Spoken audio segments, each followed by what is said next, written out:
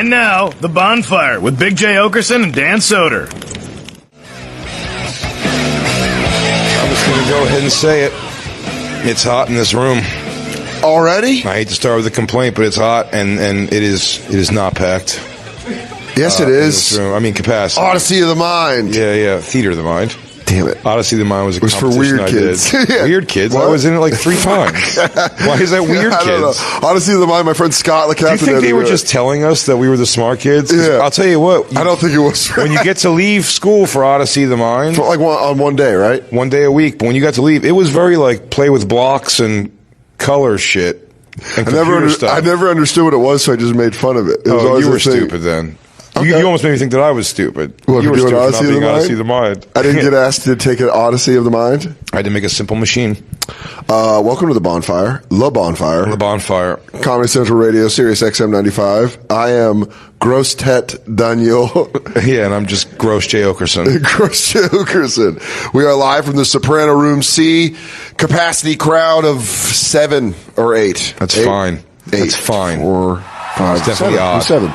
Yeah, we're just, whatever. It's just, we kind of knew that. We're not doing a live show, but you can come and watch the show live. A part of you thought, though, earlier today and yesterday when we did it just here in the room by ourselves because they wasn't set up for an audience yet, a part of you said, like, but tomorrow, I mean, it's going to be probably pretty nuts, all the people here. Yeah, but that's also the same part of my mind that when I was a teenager, I was like, I'll probably marry Jessica Alba. That was the same part of my brain where I was like, just got to bump into her. And it would be. We certainly, I just was talking today earlier. Being at this festival always gives you a couple kicks in the ass. Like, I got to promote things better. Yeah. I get asked every week about why do I never come to a place I was at the week before. that happens so much in my life that they're like, you should put Chicago on the map. You're like, I just left there 2 days ago. retweet, Christine's here, everyone. Capacity Crowd, Christine's here. Yay, Christine, miserable because it's hot. Yeah, she got hot, huh? Is it hot in here? No, I just, when I walked in and saw that there was 7 people here, I was like, I think that I looked on the website. We're not on the website that this is going on. Well, that makes this shit even cooler. I think that there's these guys I don't are think this is fucking. people didn't want to come. I think this is people had no idea they could come or how to come or how to sign up for it. And, I want someone I wish here to I'd done raise their everything hand and be myself like normal. I want someone to raise their hand and be like, no, it's pretty out there. They're flying the hell out of this place. People are actively staying away. There's words on the street. I'm like, unless there's only 7 campers in Montreal that would want to come to a free show. Look campers. Look campers. They're not campers. They're look campers. Jeez. Like, we don't know what this is. We're not even campers. No, dude. I mean, you're going more negative than Jade normally Yeah, does. God. What happened? You're just over in your timeout chair being all negative. Christine doesn't like an empty audience. She feels like if she got hands on this earlier, that it could have been different. That's what she's going through right now. This is 100% my fault, and I'm sorry. Oh, Jesus Christ. Yeah, No, you not see at how all. good she's getting, dude? Wow, She's getting that's better. crazy. She understands Are you 100% starting her a cult fault. family? Are you turning her Koresh? We finally got her. Yeah. It's all her fault. I did. Oh, I thought, Yeah, like, no, when I I showed kind of up and there's 7 people, I was like, all right, cool. Yeah. Little jam Instead of sesh. Jimmy Carr coming, I'm like, hi, Jimmy, here. Yeah, but what does Jimmy Carr want? A sold out? That's what the bonfire is. Look, Christine, is it your fault? Absolutely. I mean, if But you does it up was matter? here, they'd probably be in a bigger room. They'd probably be in the Thank theater. God we're not in a bigger room. Yeah. Does this look bad for Jim McClure? Jim McClure's here. Probably wondering where our fan base is. Jim- I'll say where they're at. Somewhere with air conditioning. My Why? friend- Oh, I mean, I thought the air conditioning. Is it because of the lights they can't turn on the air conditioning? They're just straight up disrespect. That was a great reaction. Is this happening? No, they just fucking. Yeah. I mean, if this place was packed, it'd be grotesque in here. I guess we should be thankful. Blessing in disguise, right? Yes, there we go. You got to see the good in it. No. There's now 7 I'm of angry us. again. Why? Come on. If there was too many people, this would get hot and weird. No, I know. You're right. Now it's just great. Now it just feels like a Southern sitting AA meeting. on these regal couches. Yeah. These arms are high. I like a high arm, but it's too hard. You're going to throw an arm up this high, you got to pad the shit out of it. Yeah, you got to break it in. Have something soft. This thing's straight wood. So let that be the note for tomorrow. More people, better couches, Different couches, air conditioning. or the show doesn't happen. And we're going to be backlit. I want it to look epic. We'll put those lights down there. Drone shots. Yeah. And the show will be in French. Man, my hand's getting gamey on the mic. Is it? Yeah. You have to let go. Like, Yeah. I gotta change slick hands. yeah, just keep changing it up. It's fun that we're gonna walk Jimmy Carr because the room's gonna be too humid. Yeah. He's gonna be like, I can't. I hope he doesn't come down in a suit. Oh man, we'll have him cut right through it like Atticus Finch. Yeah, when I put on one headphone, the headphones are too small too. They're crushing my big head.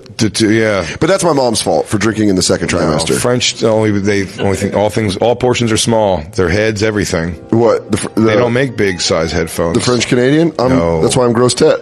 Yeah, gross tet Dan. Gross tet Dan. Big ass head. Which, if you were listening yesterday, translates to big head. Yeah, and you're a big Jay Okerson, so you're gross Jay Okerson. That does hurt. You know what, though? It's all made up for it with the fact that they keep Cadbury mini eggs year round in the stores here. We lost one of the people who work here took off. He couldn't take it anymore.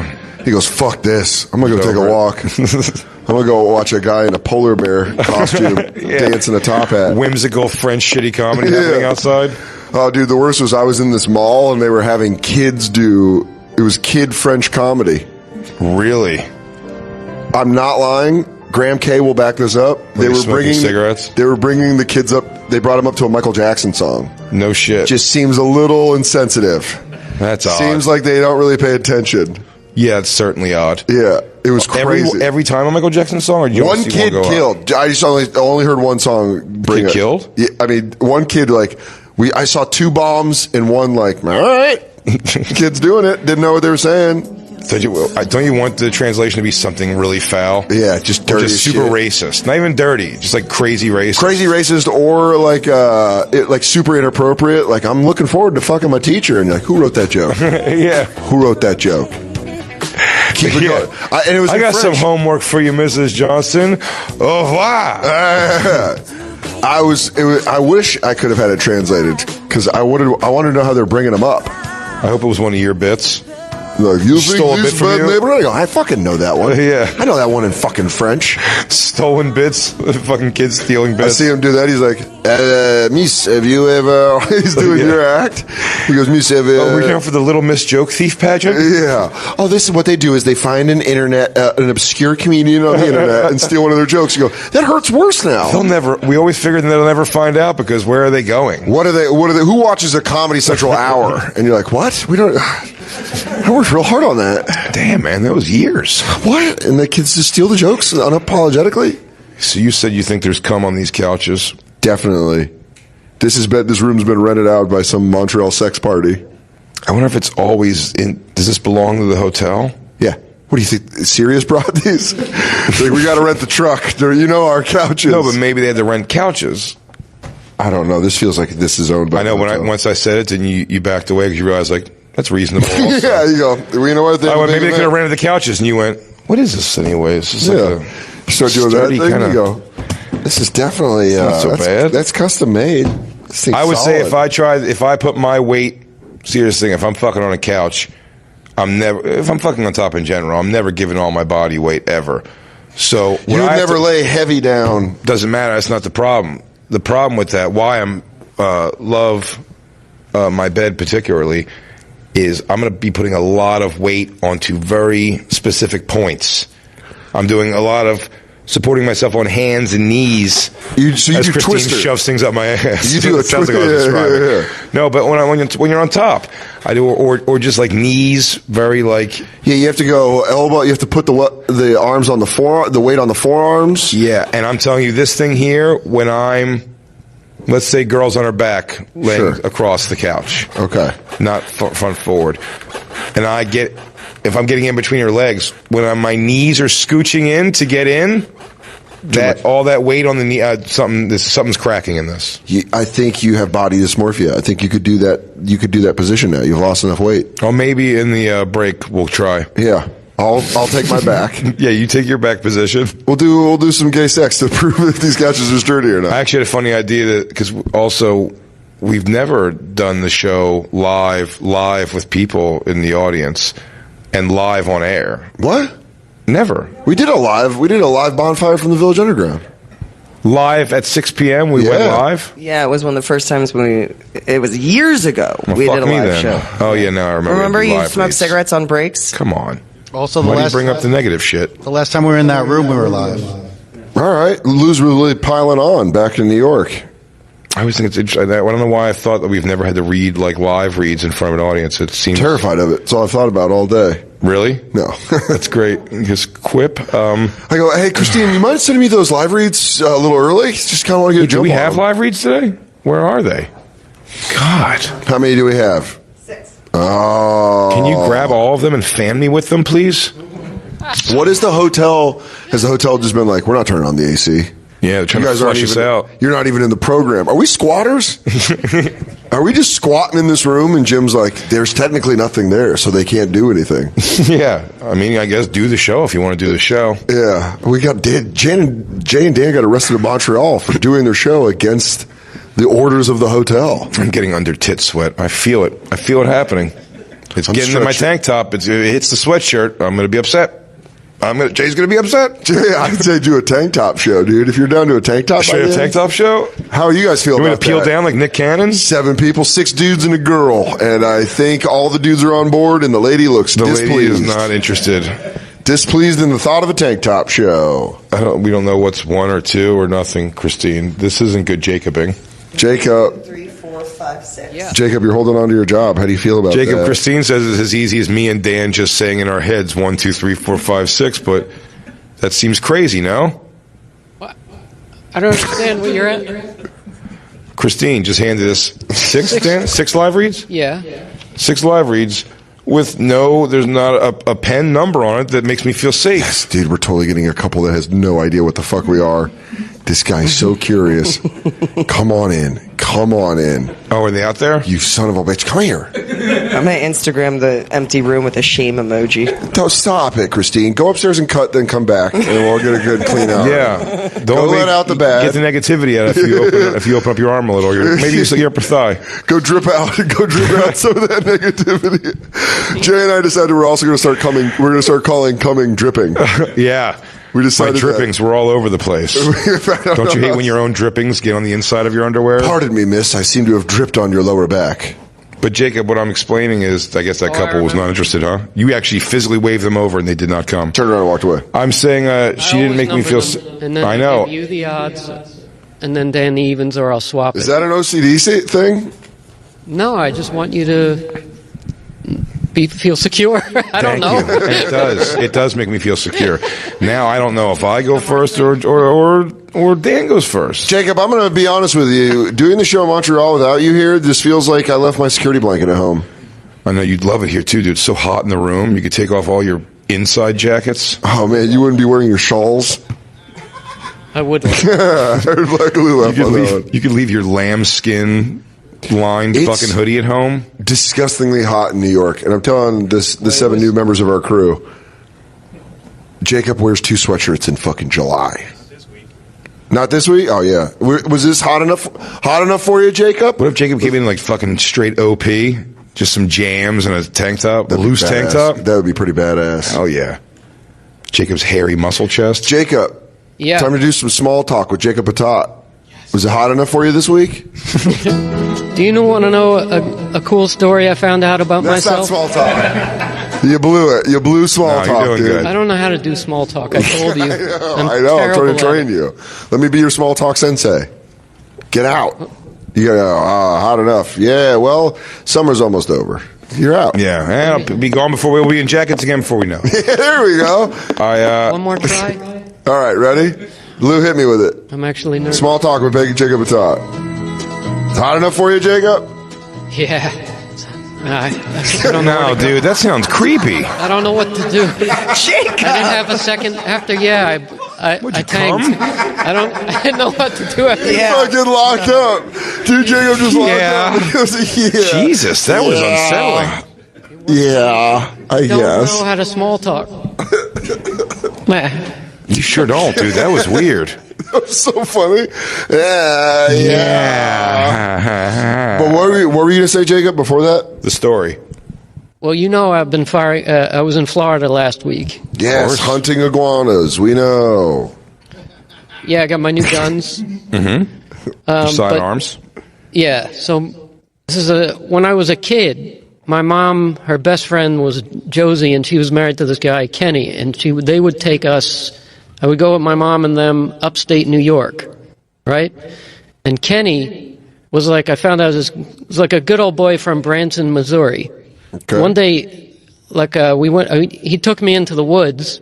Oh, and this is like before helicopter parenting. When Jacob, there's actually some people here in the audience. I just want you to know that before you say whatever you're going to say next. No, but so Kenny, I was 6 years old or 7 years old. Oh my God, I'm so sorry. Before helicopter parenting. None of this was your fault. The fact you can let this out now shows strength. When a parent wouldn't think twice about letting their child walk into the woods with a grown man and a loaded weapon, as I'm about to tell you. Dude, that was never, honest to God, there's never a time where that was the case. Well, That's never been okay. It happened to me. So I'm with Kenny in the woods, and he puts a light bulb in a tree, and he goes stand there, and he hands me a .357 Magnum and says, hit the light bulb, shoot it. And, I didn't even know what a .357 was, and it nearly blew me back 5 feet. And he just started laughing, and he said, yeah, man, you didn't even hit the tree. And it turns out, but I loved Kenny, so it turns out he is a descendant of Jesse James. So I think that's where I get, the first person I ever put a gun in my hands was a descendant of Jesse James. You've jerked off to that, haven't you? I just found out. Oh, you've been flying high ever since, haven't you? How'd you find out? My mom told me. We were You think talking your mom about just Kenny telling you and something to make you happy? See, that sounds like a mom goosing you up. I can't confirm it. I don't want to know. Your but great grandfather was Wile E. Coyote. That doesn't even make sense. You don't know this? Billy the Kid was your great-great-uncle. That's definitely a goosed up mom lie. Yeah, dude. That's not true. But congratulations for thinking it for a few days. It's true. Joining the show, come on in. I mean, this is very casual. There's 7 people here, but we're just going to hire all of them. Please welcome to the show one of my favorite comedians, Jimmy Carr. There you go. How's that for an intro? Thank you very much. I can't believe there's this many people here. Yeah. It's pretty cool. And there's no air conditioning. Isn't that pretty sweet? I mean, I'm liking it. It's that's comedy, Yeah. podcasting, stroke radio. Yeah. This feels more like a podcast, doesn't it? A lot of Feels like podcasts. there's definitely a budget. Yeah, a lot of podcasts and radio shows like to promote, like they have this big fan base and they're making a movement. We're for 7 people specifically. But I like the juxtaposition of we have 7 people and an international superstar. And that's nice. To have International superstar. Stop it, you. Where do those two worlds collide? My I don't know if I told you this story. My grandfather was Jesse James. That was What? wasn't it? Shut up. Oh That my was definitely some God. bullshit. Yeah. That's everyone's. Oh yeah, our everyone's producer motto. story? Yeah. Although, I suppose it's that thing of, that show, you ever seen that show, in Britain it's called Who Do You Think You Are? And they get a really famous person, and they trace their family tree. They just do genealogy. They did that. They did that on PBS in America. So with they do it all over the world. It's in every country in the world. Yeah. Apart from Germany. Yeah, they don't want to find that one out. Genealogy is not a big deal in Germany. Yeah, it's like one of those things we go everywhere else. It's like, I'm just going to find out what my ancestry is. Yeah. Germany, they go, I'm fine. I've got a feeling. Yeah. I've got a feeling it's not great. The only way they can do it is if they go super far back to like the 1600s, where they're like, so that's where we'll start. 1600, that's it. I like everyone's roots go back to in Germany to like Hitler. Like just the first Hitler name is not Adolf, but there was nothing before that. Yeah, he was the first one. He was the first one. Mark Hitler. Let's not find out who his parents were. Yeah. Well, there isn't. That name is, how bad a thing do you have to do before that name is wiped out forever? Because there must be someone out there who's like a podiatrist called Jeffrey Dahmer. Yeah. There must be for someone sure. just going, Yeah. I mean, I'm trying to live a life here. I bet someone- You did what? Yeah. Someone accidentally named their kid, like Ted Bundy, like Theodore Bundy, not even thinking about it. And then you're like, oh yeah, you murdered. I mean, I think when you're naming things, you have to do that thing of going, all be upstanding for Judge Yeah. Big J. It's not going to happen, is it? Judge, I like that you go right to Judge. Well, it's Judge, and then it's like, can Big J come over and play? Yeah. That's good. And I'm going on a date with Big J. And they all, weirdly, with your name, they all sound bad. Yeah. They're all It doesn't work for anything. Normally the name works for one of them. all the names scare a parent. Either if it's to play, date, or whatever. You're just like, why? What's happening? Hang on. You can't play at his house anymore. Yeah, you can't go to Big J's house. Did you ever have that as a kid, that you can't play at his house? Yeah, my friend got sent home because we got caught prank phone calling. No, did you ever have it because my mom, I had me at 19. So again, remember my mom being in her mid-20s. Sometimes I couldn't play at someone's house because my mom was in a fight with their mom. That's really funny. So like a 20-something-year-old girl fight. Right. Like, you're a fucking bitch. Well, your kid ain't hanging out with my kid. Yeah, and let's go. And there's two little kids going, all I right, think bye. I think we're all thinking it. I think the subtext is, I think your mum probably fucked the husband. Just fuck the husband. Maybe Probably. my mom. I mean, it sounds. I Can don't tell want you to think something, about Jimmy? it, but I don't want to. I love my mom, but I will tell you that my mom, in my lifetime when I was a kid, coming home from a grocery store, she had to drop the bag of groceries she was holding to fight with a woman in the streets who said that my mom. Now she was a crazy lady, like a crazy. They called her the cat lady neighbor. She was nutty. Sorry, But is this she your fought mother my or- mom. No, the other lady. She fought my mom, and my mom won. Tiny. Put too. down groceries and beat the shit out of her. your mum let- beat the cat lady. Beat the cat lady. I mean, that's great because when you're fighting crazy, Yeah. you really got to put down crazy. Yeah, it's a Oh, woman. yeah, for you sure. have to. You can't just. You're Yeah, not going to it's win not- on points with You meet crazy. a guy in the street with one tooth and a bag full of cans. Like, what do you have to do to this guy to stop him? He's got nothing to lose. He has to Yeah, go to he's sleep. going He's hard. got the one tooth. Yeah. Yeah. But my So she beat the cat mom, lady. she fought this lady, and then my mom said it was about that she was. I kind of remember she was screaming at her about like taking her imaginary boyfriend. But my mom had point being, my mom's been in a fight for someone at least thinking she was fucking their husband before. Wow. Yeah. And were you there? Were you? I was right there. Yeah, You watched her put down the. Did she? She didn't have you hold the groceries. How old were you at the time? man, maybe like 7 or 8. 7, and were you? What height were you at that stage? Because you're. A big I don't guy know. now. I'm not sure. It wasn't that I was too big. I was holding groceries, and I think I was more worried about dropping food than helping my mom. She was fine.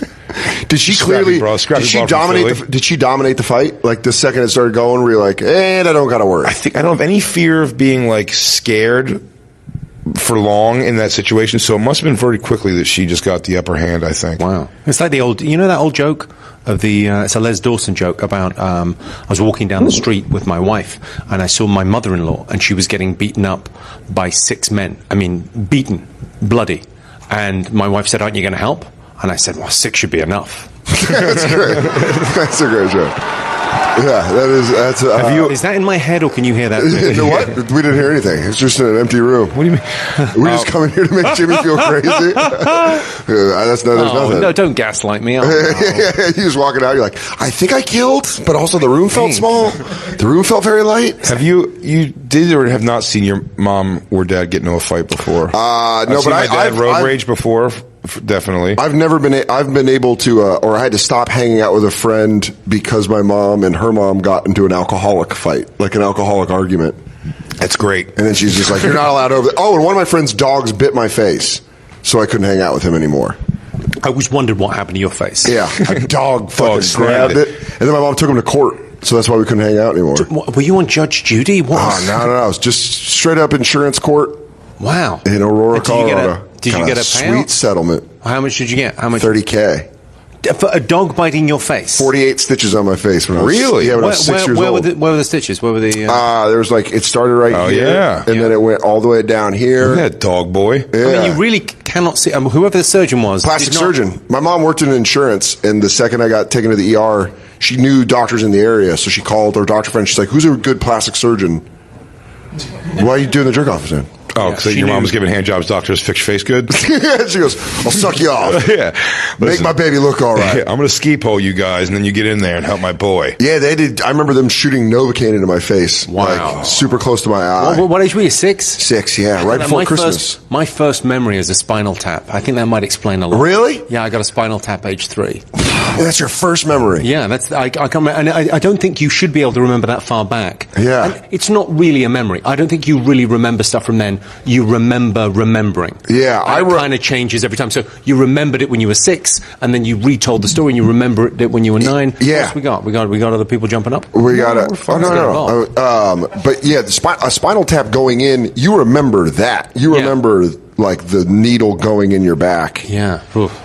Because I remember them. They had to hold my head because I was 6, and I was like, Yeah. they were trying to give me Novocaine on my next to my eye. Pussy. Yeah, I know, right? That's not what Dalton did at Roadhouse. I know. Santa didn't visit me that year because he said I was a pussy. No local anesthetic. Pain don't hurt. I got coal in my stocking.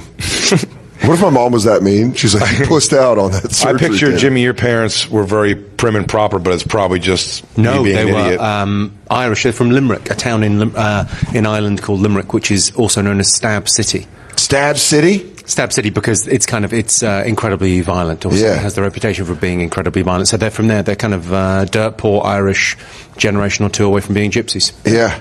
So not as fancy as I would appear. I'm quite well educated, but I also grew up. You in come Slough. from gypsies? Yeah, I grew up in Slough, which is The Office. You ever seen the British Office? It's kind of that. Okay. So it's a really kind of I have a feeling now that if you take off that suit, you're going to be like a Yakuza, and you're just covered in covered in ink. crazy tattoos. Like Brad Pitt and fucking I Snatch. had a joke. I don't know whether this is going to work, but it's in the. I'm going to put it in the new show. I'm thinking about getting a tattoo like on my forearm, like quite a prominent big tattoo, just saying R.I.P. Dad, but that cunt refuses to die. You can't kill your greatest enemy. I think it's a really fun idea for a joke. Yeah. I'll do it. I'll see if it works. I say you just get the tattoo.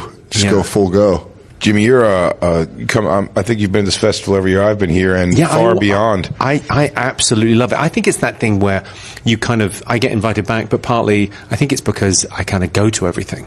I go and see a lot of shows. I saw Beth Stelling last night. So funny. Did you see that Japanese guy leave? Oh, that was unbelievable. That was one of the funniest things I've ever seen in my life. Beth Stelling was opening for Brad Williams. So we're in Cleopatra, where you're doing which is my favourite show last year, the Crowdwork show. Yeah, that's Saturday what's night. Your fucking deal? Is that what's your fucking deal? But so we're in there. Beth is opening for Brad. She's on stage, and the room is packed. Right? Yeah, it's pretty good. And she's how far into the set?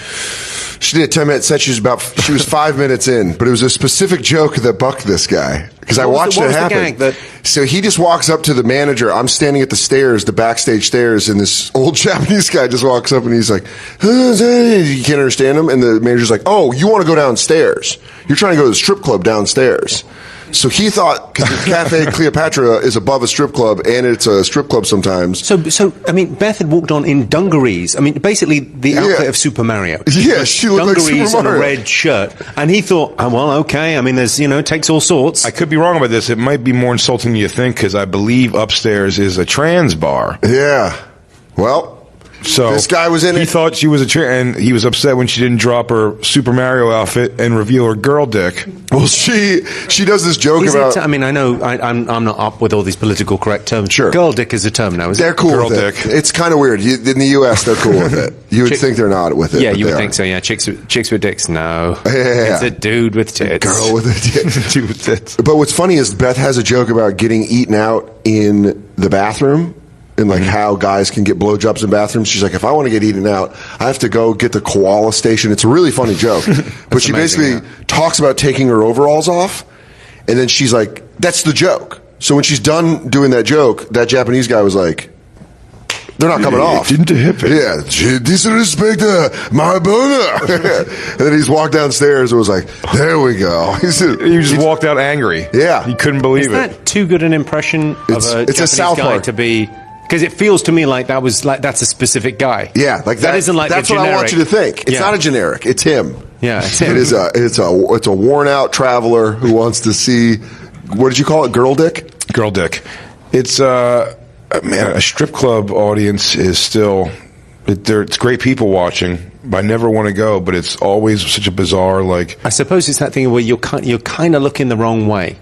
Oh, yeah. If you're watching the stripper, you go, okay, yeah, fine, some boobs, but who's watching this? Who are the groups of people? What's the dynamic? Reggie I always McFadden. find like guys standing around going, should we go to a place? There's beer, and we'll all have boners. Yeah. And we'll all know that we have boners, but we won't discuss our boners. Sound great? Yeah. Hey, let's add on Do to you that. enjoy blue ball? Yeah. Do you enjoy blue balls? But Yeah, also- I mean, we'll look at stuff that turns us on, but no one's ejaculating. Up for that? Maybe just 2-3 hours of it. What? But then you see which one of your friends is the most business savvy that gets it all the way. The friend that goes back is like, I fucked, and you're like, how did you do that? Take all those things into consideration, and then add in that they're open at like noon, 1 p.m. sometimes. So do all those things like while it's still daylight out is so bizarre. To me. I've never thought that in the middle of the day. Breakfast buffet. Yeah, I've gone to a lunch buffet in Montreal.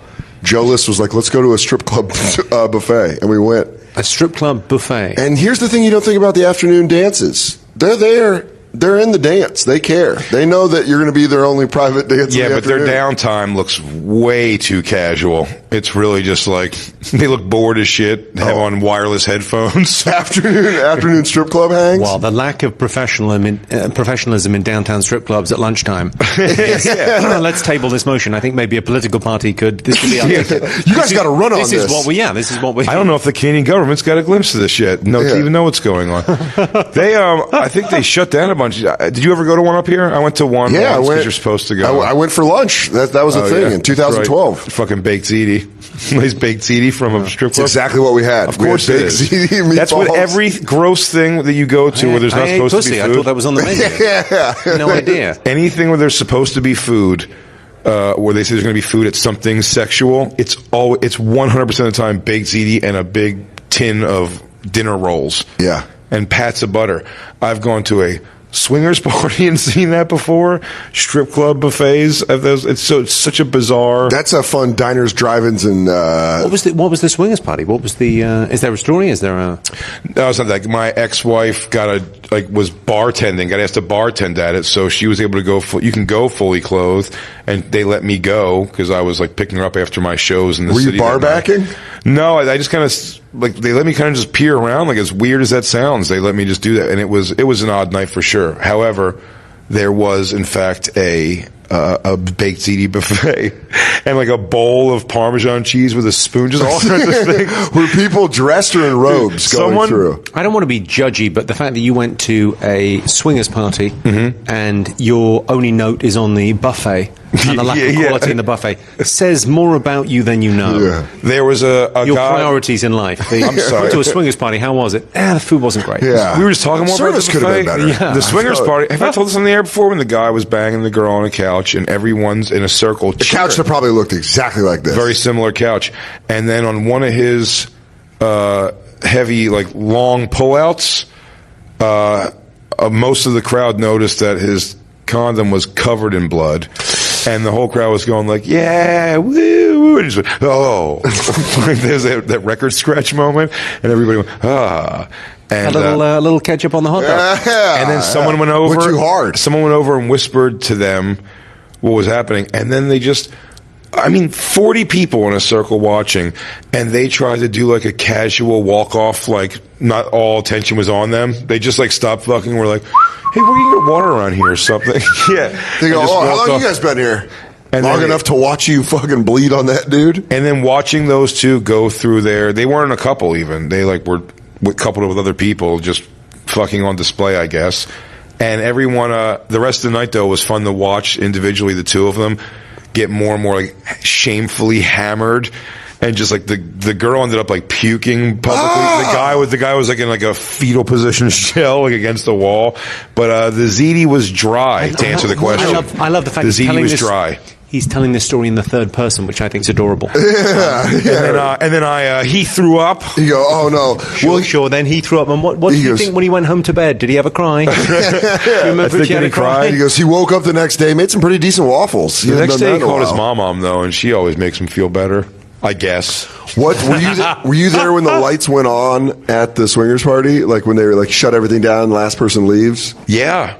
Yeah, absolutely. That's got to be a weird, hit the lights. The last person. Hit the lights, is it one of those blue lights from CSI and you can see it from space? Like Vegas. Yeah, come everywhere. Last person in the locker room, Hasidic Jewish guy and his hooker. Cool. Oh, that was the last two people. You know what? First is the party, last to leave. I mean, they give 110%. That's the outlier theory. Get your Malcolm Gladwell on. Be the best. Be the best at showing up at a swingers party. 10,000 hours. That's it. Yeah. Go in, show up, fuck, and stay till everyone leaves. You talk to a lot of porn stars and or prostitutes. They will tell you the Hasidic Jews get down when they're. That's what the Jew. I'm Jewish. I did a gig last year in Israel and had maybe the best kind of opening heckle. I get heckled a lot because I encourage it. I like people to join in. Sure, it's fun. So walked on stage in Tel Aviv and a guy shouted, it's like a room of 2,500 people. He said, how's it feel to be the only guy in here with a foreskin? Before I got to the mic. That's great. But that's a hard sentence to get out. With such clarity as well. Without me feeling that people are clapping, they're excited, and then such clarity, and you go, that's just perfect. Walk off home run. Perfect. Well, the way to say that right out the gate. How's it feel? I mean, he knows he's coming in. Yeah.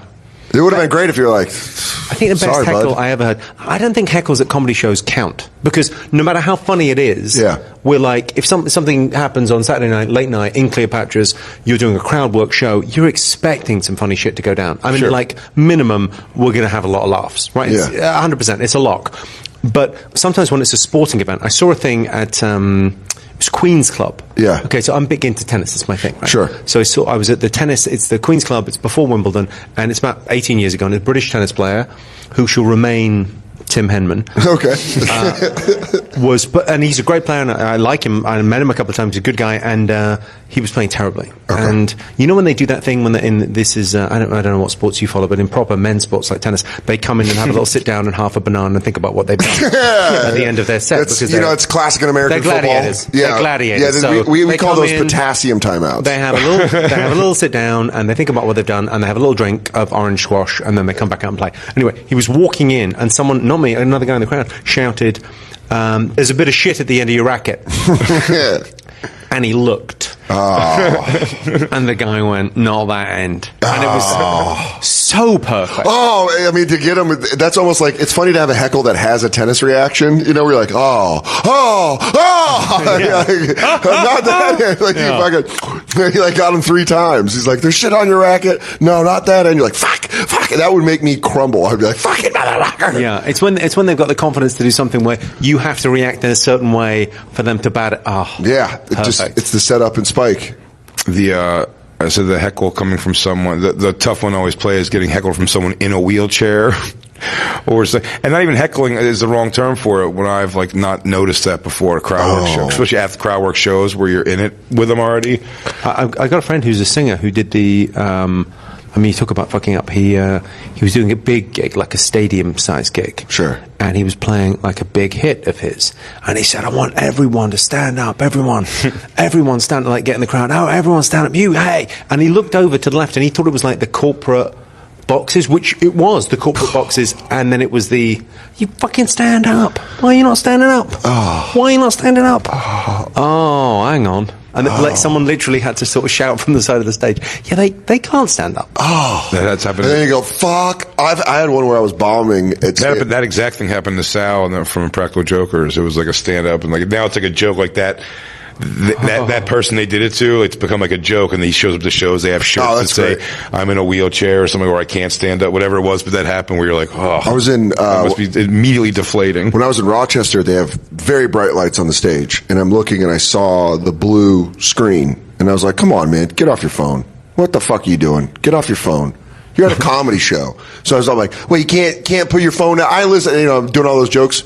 Then after the show, it was a quadriplegic, and that was his computer pad, which how he moved around. Come on, you asshole! Pay attention to the show. Yeah, God, it was like I had his nurse was like that. Sorry, I couldn't turn it off. I had Stephen Hawking came to my gig in Cambridge. What? Well, he was a friend of mine, and he came to the gig in Cambridge, and I had in the show like 5 jokes about Stephen Hawking on that tour. Weirdly, I had like a couple of lines with a few toppers, and then I wrote another topper, and then we were hanging out, whatever, so I had another story about him. And my thing is always like, if you have the joke in the show, and the person the joke is about is in the audience, you can't drop the joke. No, you have to do the joke. You have to do the joke. Well, because then it looks like you think it's mean. Yeah. The offence on behalf of him, but I know he had a great sense of humour, and the people, I was always telling him jokes about himself, and the people around him though were like, can we...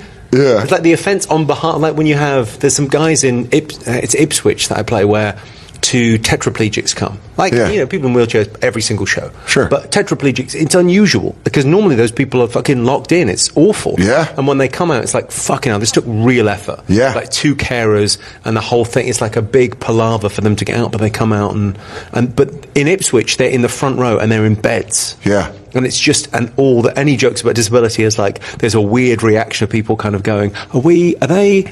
Yep, they seem to see if they're laughing. Yeah, it's almost like a splash wall. Yeah. They're like, it like goes up, and they're like, "Is that all right?" There is that's got to be a thing where my friend was a waiter, and he was backstage with Colin Quinn, and Colin Quinn has a Bruce Springsteen joke, and there was like a benefit show, and Colin went up and opened with his Bruce Springsteen joke, which I like because I was like, he didn't have, you know what I mean?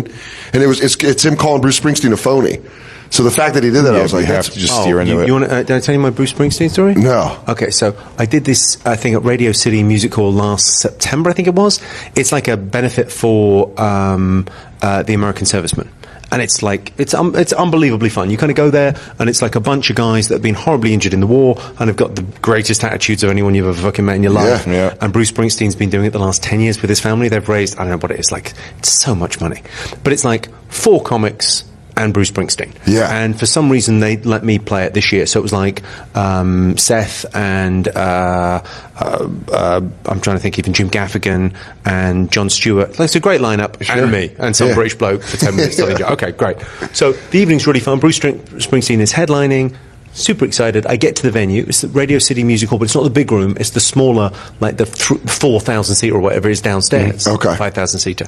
So walk in, they say, the dressing room's upstairs, screen room's on the left. And I walk upstairs and I walk into the green room, and it's like all like beers and stuff. You know, the way they kind of lay out those tables with all the snacks and beers and drinks and things. And I see a guy in double denim looking at something on the wall. And I walk in, and it's Bruce Springsteen. Yeah.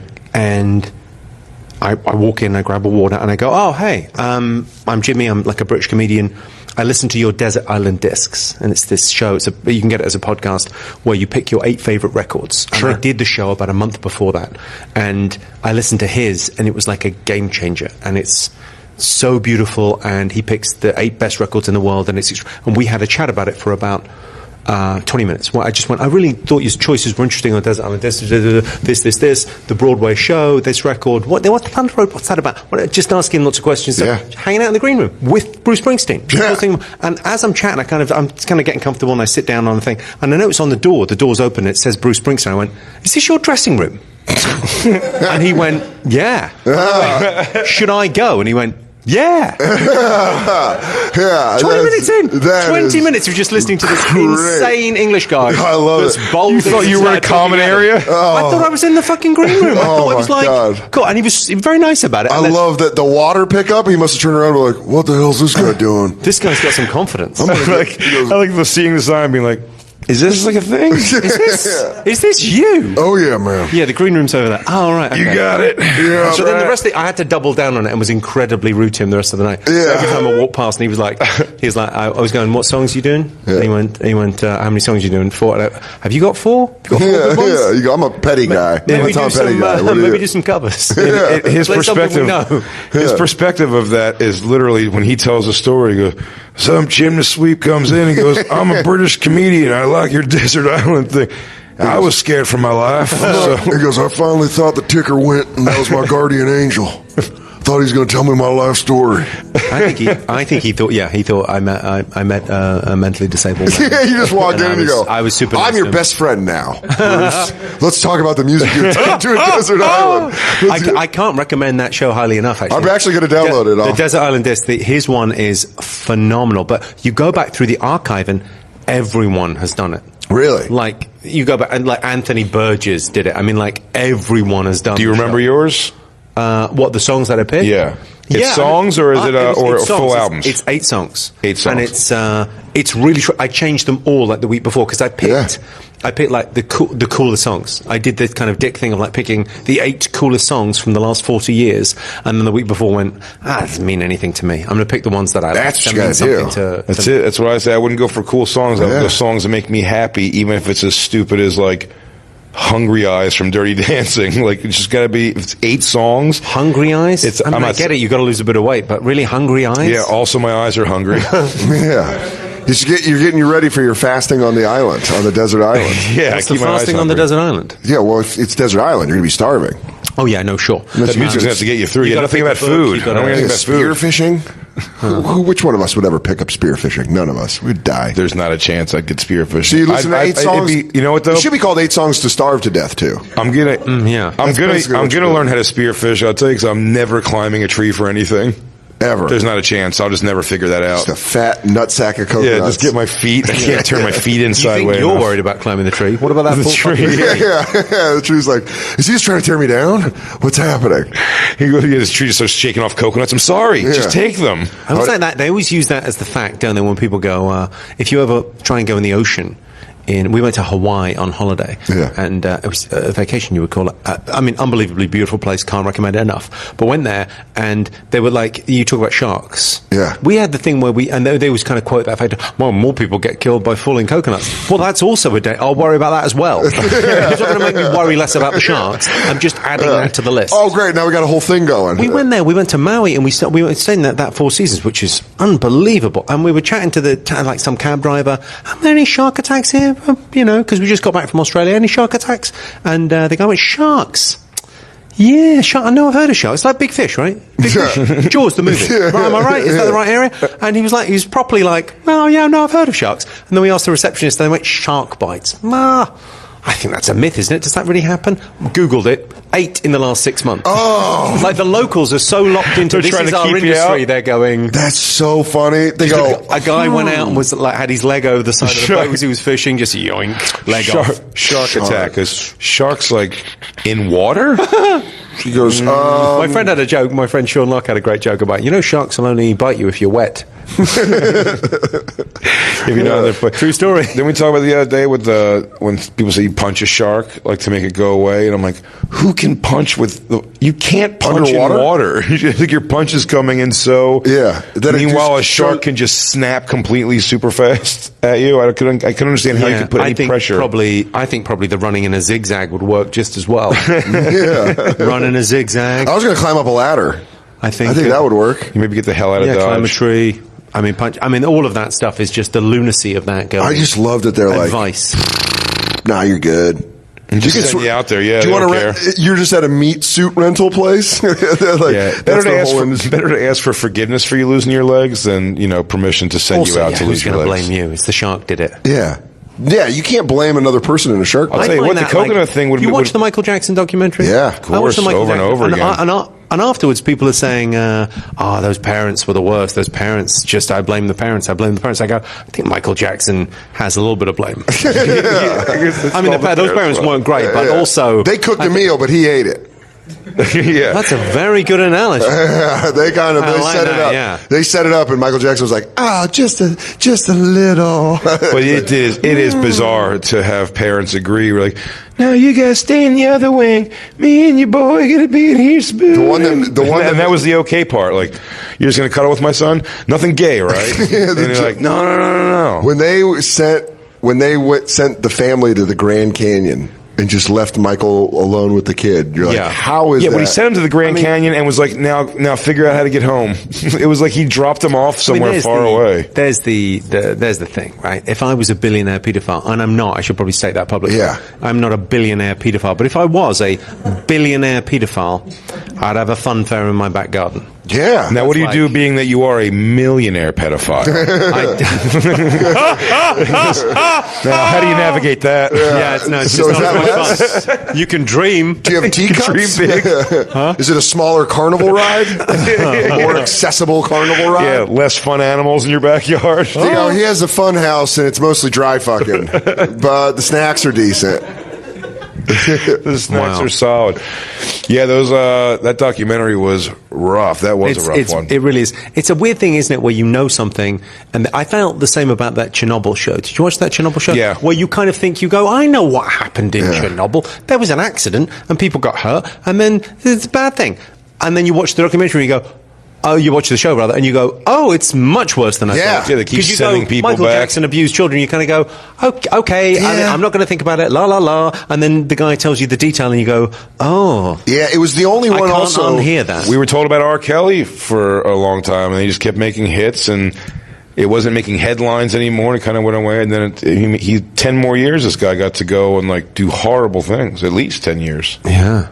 But the Michael Jackson documentary, you watch part one and you go, can't get worse than that. And then part two, you're like, what the fuck? Why are you making this worse? Is it odd that these expose shows get nominated for Emmys and stuff? I find that very weird. I chat to a friend who's a great documentary maker about, Louis Theroux? Yeah, he's great. One of my favorites. Great so I had lunch with him a couple of weeks ago, and I was chatting about the documentary.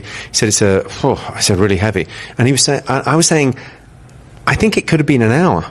I don't think it needed to. No, it because didn't. they really teased out the length of it, and you kind of go, why is it so long? Because it's a hard watch. Yeah.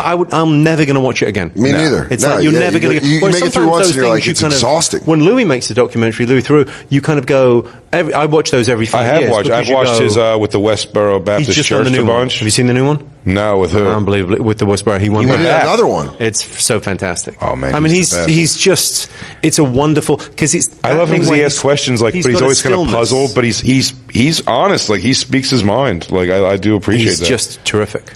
Yeah, he's you watch any of his stuff ever? Yeah, I've seen the first one. I didn't know there was a second one. He went inside. This. Well, I mean, he went inside the mega jail thing at one point. Yeah, Is that what he did? the sort of neo-Nazis. He did a great one about eating disorders and anorexia recently. Yeah. Which was, it kind of told a slightly, it was just like more detail, more, to understand. I mean, obviously we do jokes about everything, and sometimes you don't quite understand what it is. It's always interesting. I thought his thing with the Westboro Baptist Church that was crazy was showing.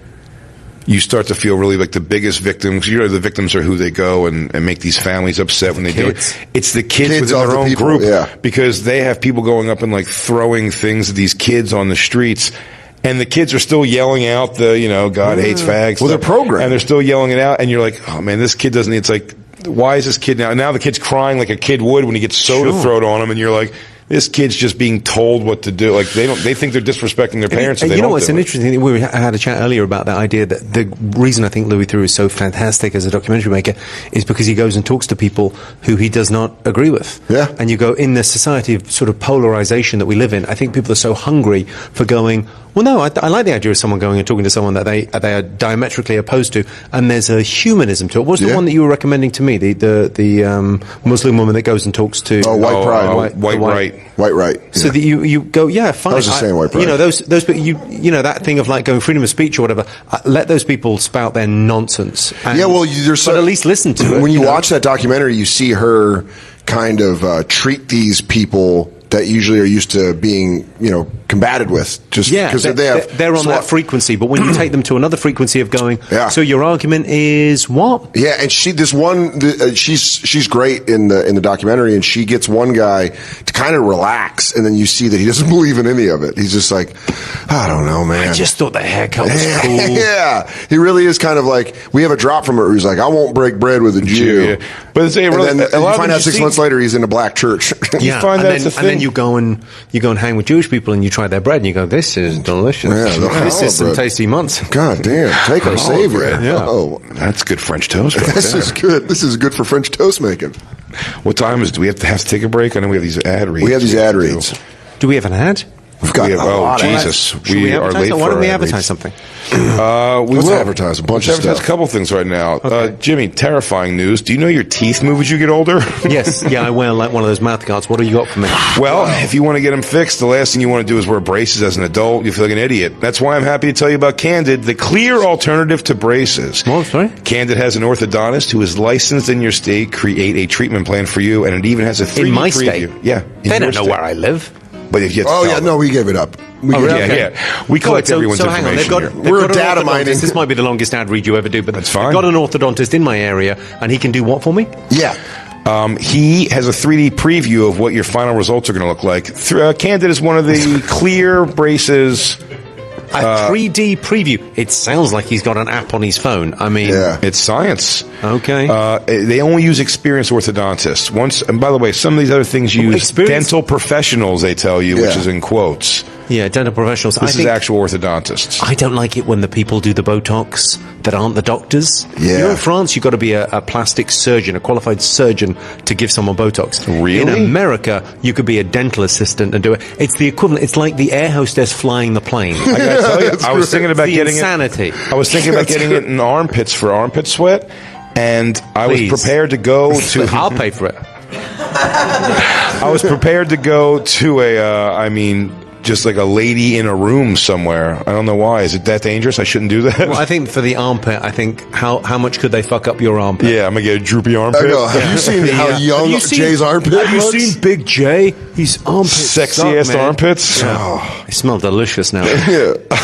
Well, Candid is going to create custom clear aligners that will be sent directly to you. That means you don't have any hassle of going to an orthodontist office, and it costs 65% less than braces. You could save thousands of dollars and have straighter, brighter teeth in an average of just 6 months. You can learn more at candidcode.com/bonfire and use code bonfire to get $75 off. Where do I have to go? Do I have to go to a dentist office? Yeah, I believe Nope. it's Wait, no, it's No. sent right to your house. This all comes to you. You get the mold sent to you. You You send it make out the for mold and then Yep. you do the thing. You send it off. I just did it like at my dentist, and it was like it's not inexpensive. Okay, yeah. So this sounds like that This sounds is like a that better might be a deal. thing. And $75 off is pretty great. That's candidcode.com/bonfire. Code bonfire for $75. Okay, and it's off. probably what I would do that. I think it's important that you take care of your health.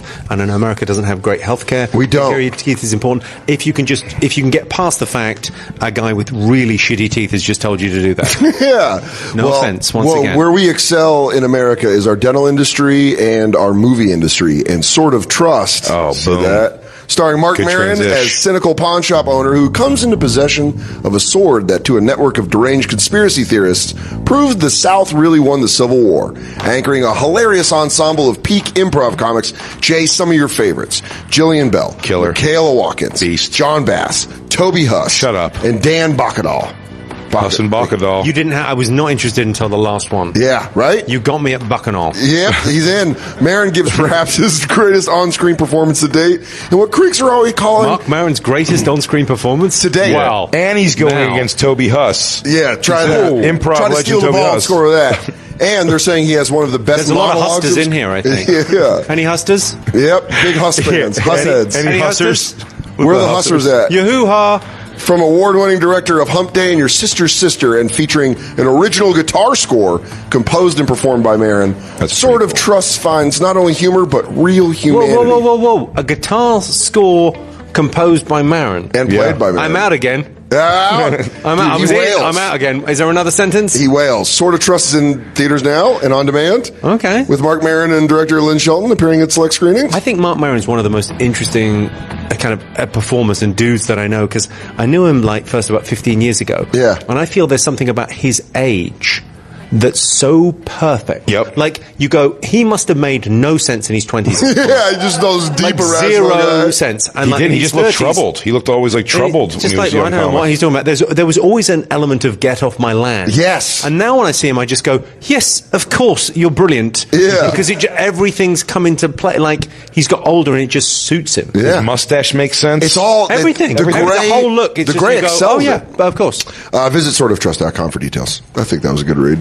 Yeah, pretty good. And Those then, Go and see a movie, fix your teeth, people. Come on. wait, What else? I have to do one more in the 6 o'clock hour that we're past Okay, now. come on. Why not? You guys ready to keep the summer heat outside and Yep. give your home an upgrade with brand new custom window treatments? I thought you took it to the room. I didn't know you were going to take it to the audience. Blind, I thought we were going to get a big whale in here. Blinds.com, they're America's #1 online choice and will keep you cool with high-quality blind I shades tell and you, if it wasn't plantation for blinds, it'd shutters. be curtains for all of us. Yeah. Me and Christine got shades from them.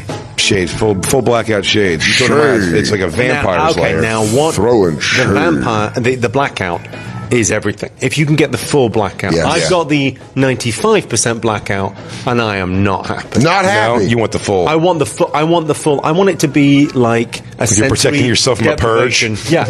Yes. That is exactly it. I want You it want to be this. like. You want this feeling. Like we're Well, downstairs. because sometimes I get in, we all work late, but in the UK, if you work late nights, it's not, you don't go back to the hotel, you drive home. So if I'm in Manchester, I'll drive home 3 hours just to be home. I like Yeah. my own home. Me too, I get that. That thing of like, I'll drive 3-4 hours, so I'll get in at like 3 or 4 in the morning, and then I'll go, well, whatever time, I'll sleep for 8 hours. Yeah. But if you have the blackout blinds, game changer. Game changer. That is the hilarious of comedy too. Through the years, like when I was young in comedy, absolutely, I would have done like the gig's 20 days in a row. I'm like, perfect, and it's in a crappy hotel. That's fine. Then when you get older and you like your things in your home, it's like, how long is the gig? 4 days. That's Yeah. too far away from home. Yeah. But now my home's got Blackout blinds. Boom. We're back in. They're custom designed to fit any style and budget. They're custom designed. I mean, if they weren't, by an what would they orthodontist. Yeah, generic. by a medical professional. They're designed for everything. You don't get to number one without doing everything right. Blinds.com has been in business online for 23 years, which is like the beginning You of the don't internet. get to number one without doing everything right. Now, I mean, is it worth picking that apart? Because I think that's some bullshit right there. Some guy in an ad department right now is going, just back off, Carr. Yeah, really. Okay. They're doing everything right? I mean, that's true, Well, though. I'm just saying, you know, I mean... You don't have to do everything right. Here's what we do. Whenever we start the talking... Nazis were democratically elected. Yeah. Let's just leave it at that. They came number one. So I'm just, you know, sometimes... You know, people go on about democracy being great. But they became number one by going through the right channels. Well, Blinds, how about this? They did 3 things really well. Custom design, online shopping. And I'll tell you what, they have more than 30,000 five-star customer reviews from their award-winning... Like the music just kicks back in when we get back on track. They're award-winning design consultants to their 100% satisfaction guarantee. Blinds.com is with you every step of the way.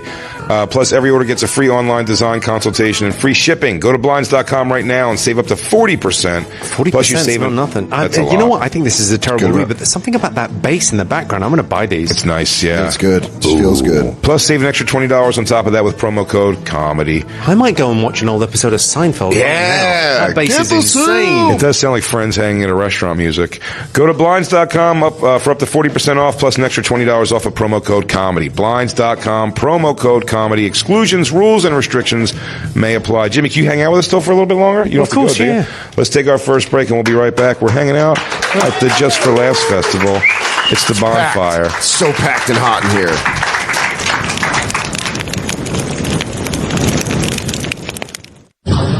And now, back to the Bonfire with Big J. Okerson and Dan Soder. Awesome. Well, welcome back to the Bonfire. Le Bonfire. Comedy Central Radio, Sirius XM95. I know. We're going to talk about it because that shit's crazy. We were playing, I'm Dan Soder, Big J. Okerson, hanging out with Jimmy Carr. We were playing Leonard Cohen, You Want It Darker. Off So his- it's the record that came out like 3 days before he died, or 3 days after he died. I mean, he absolutely nailed. Yeah. It's got this song, and it's got a song called "I'm Leaving the Table," which is, you know, songs about death. Sure. But the last couple of records that he did are the result of his manager ripping him off. That's crazy. So he was ripped off like maybe 10, 12 years ago, whatever. His accountant stole everything. So he had nothing. Like, he thought, I'm set for life and I never have to work again. Yeah. I've got some of the biggest records. Oh, I don't own anything. It's all gone. And then he had to go back out on the road. And I heard a couple of people talk about it, a couple of venue managers that are in the UK that said, oh, he came, and when he initially came, he was frail and he was old on the first tour, and he was like, could barely kind of get up on stage and do it, but he knew he had to, and he toured, and it was hard on his system. And then saw him again 2 years later, and he was like, in it. Like there was something about working that muscle that got him like Got him right back in. And then he was like performing the old songs. Then he went, well, I'm twiddling around and playing. And then he wrote this new stuff. Yeah. And it's phenomenal. And it's the gift of being ripped off financially. Yeah. Isn't that a weird thing that you go, Well, his this life's great thing- ruined. And Yeah. then he kind of, rises out from it and gets But that muscle it's slightly back. that thing of the I Getting watched ripped the off by Comedians in somebody. Cars. Do you watch the Comedians in Cars thing? Yeah. I watched Eddie Murphy on it, and kind of. and Yeah, Eddie I just Murphy watched it. And Eddie Murphy was just going, I just like to sit around with the kids at home and stuff. And you go, oh, I kind of wish you'd been ripped off and had no money, and you had to go and do a stand-up special because the motive, like. There's nothing motivating him now. Yeah. He's done something. And he's going to do a special, and they say he's going to do a special again. They- Exactly. And you're like, if how he good could it does. be? I'm worried because, like, exactly, he's not hungry.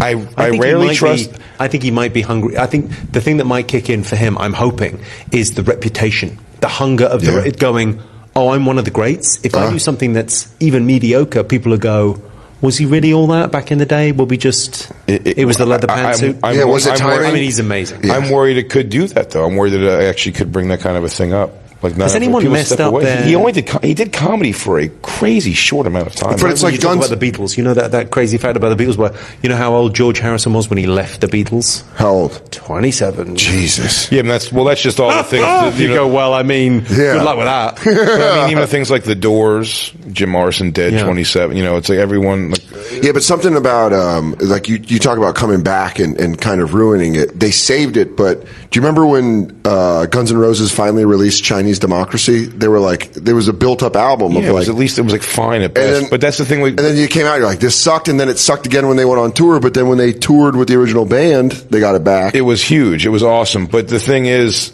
exactly that. Like, I don't understand when, like, these bands that's still like. I know everybody always wants to make new music, but there's a time like Guns N' Roses couldn't possibly write enough. They can write a good song, but they can never write another classic. That classic songs come from like a hunger that you need in a certain time of life. You know what I mean? It's really. It is interesting, like the people that can kind of keep on doing that. I always think of like, you know, someone like Elton John that just keeps on churning out. Like when you look at the discography, you go, "How has he done that for that long?" Yeah, Billy Joel was like that. Well, Billy Joel. But when was his last? Yeah, he plays the hits, which I love. Seeing him live. But yeah, right. Elton John just keeps writing. Keeps doing it. The you know, the Lion King is. You kind of forget the Lion King. You go, Elton John. Wow, he's amazing. And then you go, oh, he's the Lion King. He's the whole Lion King soundtrack. The whole goddamn thing. Yeah. And they just did a cover of that. Yeah, they did a cover of the movie. Yeah, a movie. Isn't that cover. weird? Covered Because it's the also movie. a cartoon. It's just better cartoon. It's all CGI. Yeah.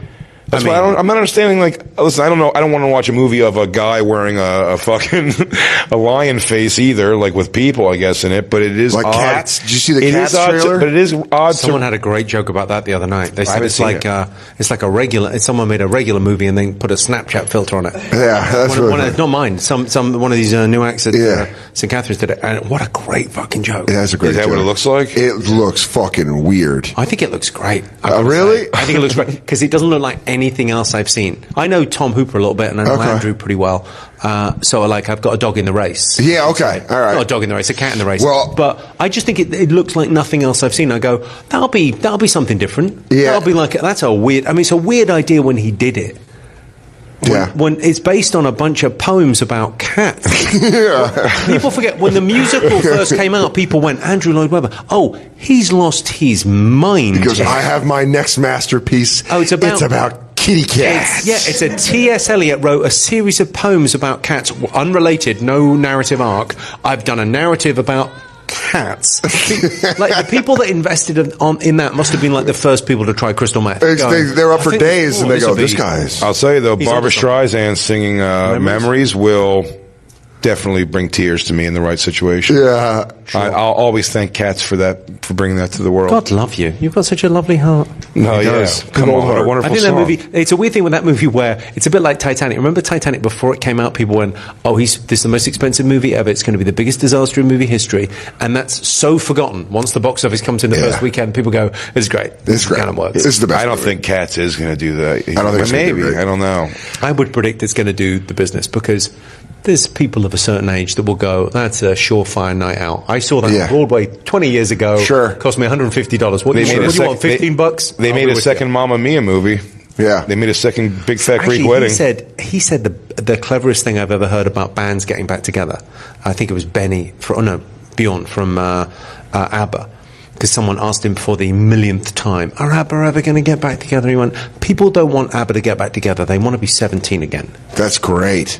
And What a great way of saying you that. go, yeah. I mean, I remember when the Stone Roses got back together, and I was like super into it. And oh my god, it's the most amazing thing. It's Ian Brown's back together with Squire. It means so much to me. And then you heard it and went, I'm still not 17 though. Yeah. Yes, Like it doesn't that's a big take thing. you back. It was great. I mean, they nailed it. They were great. But That's how Marilyn Manson's let me down over the years. I go there, I'm like, it's like, oh man, he looks fat and old. He goes, which must mean I'm fat and old. No. That is the thing. You're like, wait, why am I still dressed like this? I also, why is any of this happening? You just what an existential moment at a time where it's like with a guy wearing a white contact and you're having an existential moment. He's like, you're like, fucking. And all I feel is I'm bummed he doesn't wear I'm bummed that he's growing up and doesn't wear the contact lenses anymore. I'm like, that's the thing. Yeah, that's like the thing. Well, that's part of getting older. Like, who would you be most excited about getting back together? What would blow your mind? I'm trying. For me, it's the Doors. If I could have seen the Doors, and they probably would love that. The one that's like still feasible that would be the Smiths for me. If the Smiths got back together, I saw Johnny Marr recently. He was at Glastonbury. Yeah. And did This Charming Man with the Killers, and it was like that guy's just. Yeah. You're like, Oh, did you see Ari at Glastonbury? Ari Shafir was I out didn't see there. him, no. He introduced himself as Johnny fucking Marr. That's pretty. That's cool. how cool. He just goes, "Hi, I'm Johnny fucking Marr." Yeah, that is pretty yeah, badass. yes, you are. Yeah. Well done, sir. What about original Journey? He can't hit the high notes anymore. But are you saying if with all things, if you put all things right, that's a good one. That'd be a great one. Which Journey. one? What the Journey. The original Journey. Jimmy Page and Robert Plant. Yeah, but but you Robert can't do it Plant without can't hit the Bonham. nose. But his son's unreal. Yeah. But I don't know if you could. I mean, you know, a Led Zepp thing. I mean, that very nearly happened. Yeah. I heard what the money on the table for that was like. Insane. Someone said it was $1 billion. Really? Like, To get Jason Bonham playing. But how many? I mean, if they did, I mean, how many gigs would they have to do? Not that many to get to that number. Yeah. original Smashing Pumpkins, I'd like to see back Oh together. God, 1979. Yeah. They played that through. Oh. I feel like we should be in a chat room on the internet for this conversation. This Yeah. feels like Just sending clips. This is just if you're a middle-aged man. No, going people through are a yelling. crisis, People are yelling at their cars right now. And Oh, bands they wanna see? Tweeting a ton right now. People listening live, they're telling the ones they'd want to see for sure. I just think that one of going. If you missed that, I remember when the Pixies got back together. I thought, Yeah, I 'cause remember. missed them the first time around. I don't know how, but I couldn't get to Reading when they played Reading, and I was always a big Pixies guy. I always thought they were the best. I was amazed that I love Nirvana, but I was amazed Nirvana were the ones that, like, I guess because Black Francis was fat, Yeah. so he wasn't a pin-up. But I always thought he was like the rock god, You the thought he was- coolest guy yeah. in the world. Oh, I think a big one for me too. Despite Howard Stern tells me I'm supposed to hate Roger Waters for Israel stuff, but Pink Floyd with like both guys, you know, Gilmore and Roger Waters back together would be pretty fucking I mean, Nick Mason's out at the moment on tour. by himself. Yeah, doing the kind of the hits and this is obviously more for me, but Queens of the Stone Age with Nick Oliveri, the original bass player. Yeah, that would be cool. Yeah, because he's. I tell you what, he's one kind of person in insane. the room looked and went, yeah. Yeah. That would be pretty badass. But That's the also, original Queens of the Stone Queens Age. of the Stone Age. Without him, still pretty good. Great. Still well, it's pretty Josh. good. No problem the with band that. is the band is Josh. Like I love that they've moved drummers around, like Vinny Castillo, and then to John Theodore, and then they're doing a new album coming out in October with Dave Grohl and Billy Gibbons is going to be on some of the songs. pretty awesome. From ZZ Top. We lucked out, me and Christine, and I was able to take her a couple years ago to see Fleetwood Mac when they did that one tour. That was everybody. Yeah. Christine McVie, John McVie. That was the one that you didn't think was going to happen. Sponsored by cocaine? 70s It Coke. was like it's the first tour I've ever seen that was They dug up Coke from the 70s. Pablo Escobar presents. Yeah. We had a great time, The and I ruined Tusk some last night. It's called the Dry Gums Tour. Just fucking them yacked out. I wonder what the deal like that thing with podcasts now. It feels like it's the Wild West. It feels like anyone can do anything. I wonder, has anyone ever done something sponsored by A drug? Well, it's amazing actually how. I mean, I'm not a drug guy, but it's amazing how popular they are without because you talk to people in advertising and marketing, and they just go, well, people need to hear about products and they need to know the benefits, and we need to advertise Coca-Cola. And I tell you what, Coca-Cola, delicious drink. Great. I can't fault it. But drugs do so well without any of that marketing. Not one flyer. It's not a flyer, not even poster. not even a card. They don't. Here's how good All you drugs need are. to do is give a little teensy bit for free. And then you're hooked. It goes in One there. sample, and you're good. By the way, this is how good drugs You know are. what though? I don't know if you do because like people would find it. People will would pay, just go, and But this they'll is- pay for it the first time. But if you just go to the people, if you want to be an entrepreneur, No. I think let's. I'm going to disagree there because I think your opiate crisis. Yes. I mean, We- congratulations by the way. Thanks. You seem to have everyone hooked. Yep, we got everybody. But the It's- idea that it's you kind go of a- that heroin used to be like it was always a very small niche. Heroin's not sort of doesn't kill you. People can be on it for vast amounts of time. Sure. It's the crime associated with it and the lifestyle that's terrible. And then the opiate crisis here. The idea that you went, what if we got doctors to give this stuff? Yeah. And how about we got doctors that give you 25 times the pack? What's crazy about the opium epidemic is that you're talking about marketing for drugs. Yeah, there's like a whole thing now with fentanyl where heroin dealers are doing a thing called hot packing it, where they're putting fentanyl in their heroin. It's killing people. And that. But They get more customers when it kills them. there's Because a then they weird- show up and they're there's like, a I weird want thing that. though, isn't there, where there's a how close to death can you get Yeah. and not die? There's kind of a bragging rights thing. It's like base jumping. It's really interesting that they're fake fentanyl as well coming from China now. It's an extraordinary sort of the synthesized shit that they're like sending over, and there's like companies in China that 1,000 times more powerful than heroin. You've got to go. If drug dealers are using heroin to take the edge off, you know. There you go. Don't worry, we tampered it down with some heroin. Did you see that thing I did for Netflix? I did a show for Netflix. Not that I want to promo. Do it. Let it rip. I did a show for Netflix called The Fix. So it was me, D.L. Hughley, and a girl called Catherine Ryan, and they were arguing. We're getting the audience to vote on things like trying to solve the big problems of the world. Sure. And we talked about the opiate crisis, and we went, really, what they should do is those drug ads should be realistic and talk about the because they talk about the downsides, but they don't. They go, might cause headaches, constipation, diarrhea, but they never go, you'll lose your teeth. Yeah. Do you like your kids? You won't see them anymore. Yeah, they're gone. Government's going to take them. With drugs are so good. This is what I was trying to say. That there's commercials telling you not to take drugs. Sponsored by the drugs. By the drugs, yeah. They're like, I love that. I love that the cigarette companies pay for those ads. They work in the sense they make me change the channel. I haven't quit smoking from, but it's like they have the scenarios where a kid walks into a convenience store. Yeah. It's like a pack of cigarettes, please. Tears out his teeth, and they go pay up, and he takes out like pliers and rips his fucking teeth out of his head, and like because cigarettes cost more than just money is the commercial. But then it says at the bottom, sponsored by Philip Morris, like paid for by Philip Morris. It's the tobacco companies pay for these horrible maybe things. They just go, we got so much money, people. That's what it is. I'll show you. Have you seen the one in the UK now? There's a new ad in the UK which got a lot. It was very controversial. Which is it just basically says obesity causes more cancer than smoking. And it's like, and a lot of people kind of came out and went, you're fat shaming people and that's disgraceful and you can't do that. And they went, no, we're the, British Heart Foundation or we're the, Cancer UK. Yeah. No, if you're overweight, you're going to get cancer and die. Yeah. And like, we're really kind of quite hard-nosed about it going, no, it's not, it's not like being happy and fat. No, you'll get cancer and die. I feel in America, we would immediately fold and we'd be like, we're so sorry. We were sponsored by Country Buffet. They wanted us to get the message out. We were just wanted you guys to go eat. We were just trying to herd you fatzos to the fucking buffet line. That's a great statistic to find out. So I should continue to try to lose weight. You look great. And not worry about smoking cigarettes. Do you mean you look great? He always thinks he's still fat. What have you got body dysmorphia on his behalf? Yeah, because he's infected me with it. How are you looking at him and thinking you look great? Because he does. He's lost a lot of weight. But I've known him for a while. What are you? Yeah, but you're judging it by the wrong bar. It's working. Shut up, Compared Jimmy. to a regular human. Jay, you need to get yourself in shape. I love you, but you need to lose like a lot of weight. You know what, baby?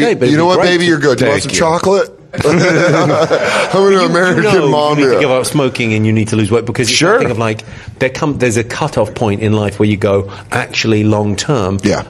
Neil Brennan had a really interesting point on it where he was saying most of the people we know that have died because they ate badly. Rather than drugs and alcohol. Sure. In our kind of generation of comics, it's like, I don't know a lot of people that have died. He did a bunch of drugs and stuff. It's mainly Patrice wasn't drugs at all. Yeah. No drugs. Patrice was big. Well, whatever they're putting in the crust of that pizza. Yeah, that got him. Yeah. Geraldo, that was drugs. Yeah, Geraldo. He's the only one where you go, that was drugs. But then Mike DiStefano was heart attack.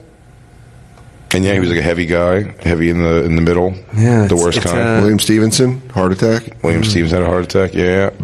It's also that thing of like, who had Keith had the stroke, didn't he? Yeah. And you go, that's kind of. I mean, he's that gets scary as shit. Well, yeah. Robert Kelly next year. He's got a death pool. Hey, dude, you the year after. Me the year after.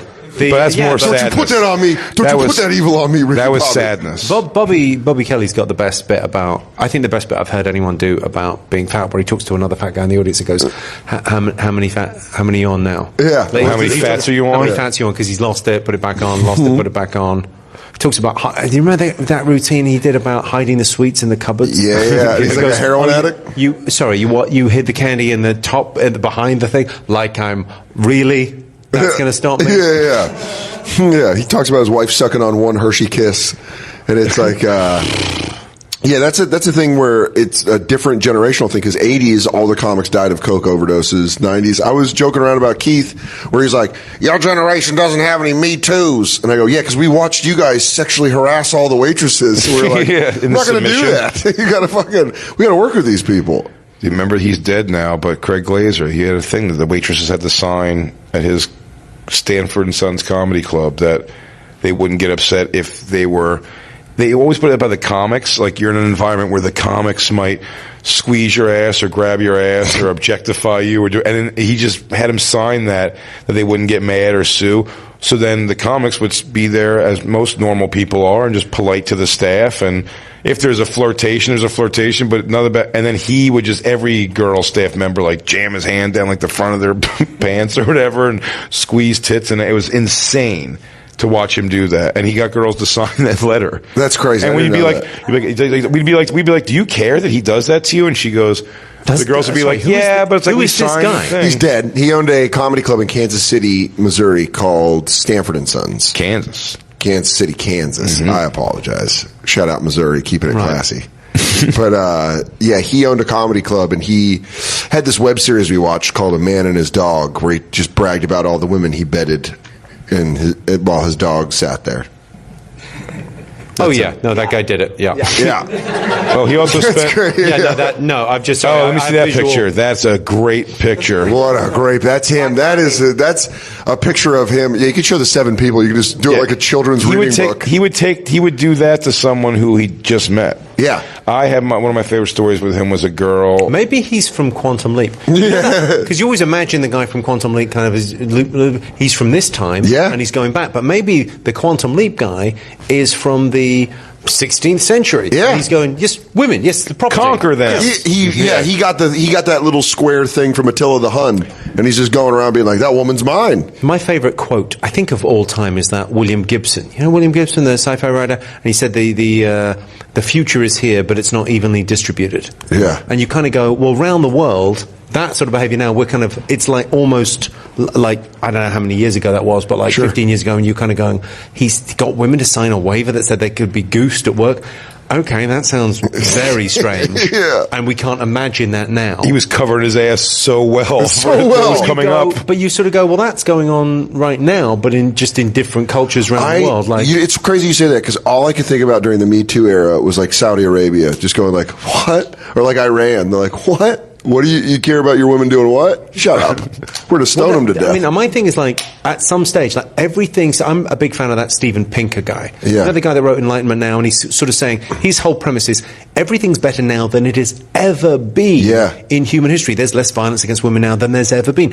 And then that sounds like you're going, hey, it's not a problem, guys. Yeah. It's a massive problem. Sure. But it's less of a problem here than it's ever been in the past. And it feels like, with kind of, Trump and Brexit and stuff, it feels like we've kind of taken a step back. But on the trajectory of the curve, it's getting better. But then you look, so you go, well, there's going to be gay marriage in Saudi Arabia, but when's that going to be? Is it going to be 4,000 years' time or 100 years' time? And I think the great accelerator is the internet. Yeah, it's like you go, because I remember people used to talk about, well, we should drop a bunch of leaflets, and you go, no, we've sort of done that. The internet is like unstoppable. Yeah, it is. They can see our lifestyle and kind of go, oh, maybe I want a piece of that. Yeah, it was. That's kind of like like black people getting shot by cops in America. Everyone's like, black people would be like, yeah, they shoot us all the time. White people are like, no, they don't. And then all these Facebook Live videos are coming out. You're like, Jesus Christ. Yeah. Just like every week, you're like, oh fuck. And then but then you get into the whole thing of media distortion. I find it very odd, like the Black Lives Matter thing. Speaking as someone that kind of I watch from the UK and kind of around the world, but I don't spend that much time in America. And you kind of watch it and you go, it's a huge deal. And the way the media works, and you go, it's a huge deal for what, a year, 2 years?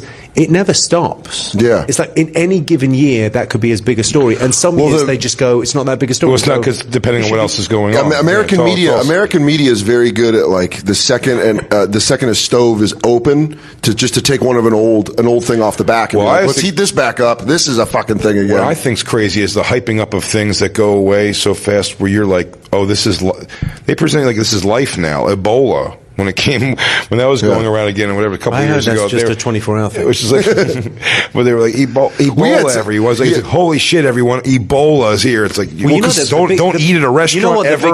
The biggest example of that is the lack of fear that we have for nuclear proliferation. Yeah. Like, we have zero fear. Like, there's a generation of people that are not in any way scared, and we've never been closer to it. Yeah, I mean, dude, even this stuff with Iran and like the way they're blocking the ships, the UK ships, and we're not going to get. No one's going to call us and go, "Hey, we're thinking of launching." Yeah. This is going to launch. All we're going to hear is a bang. I do want some time so I can buy some cigarettes. You just want to know it's coming. He hasn't smoked in a long time. I haven't smoked in 6 years. The second those missiles go in the air, I'm going to buy a pack of cigarettes, and I'm smoking. Wow. Of course. Not me. I'm going to start preparing my superhero costume for my powers. Here's the weird unintended consequence of that kind of bullshit happening. Yeah. Global cooling. Oh. Because you know the ultimate cure for this, another thing we did on the fix was the global warming. How do you fix it? And you set off a volcano.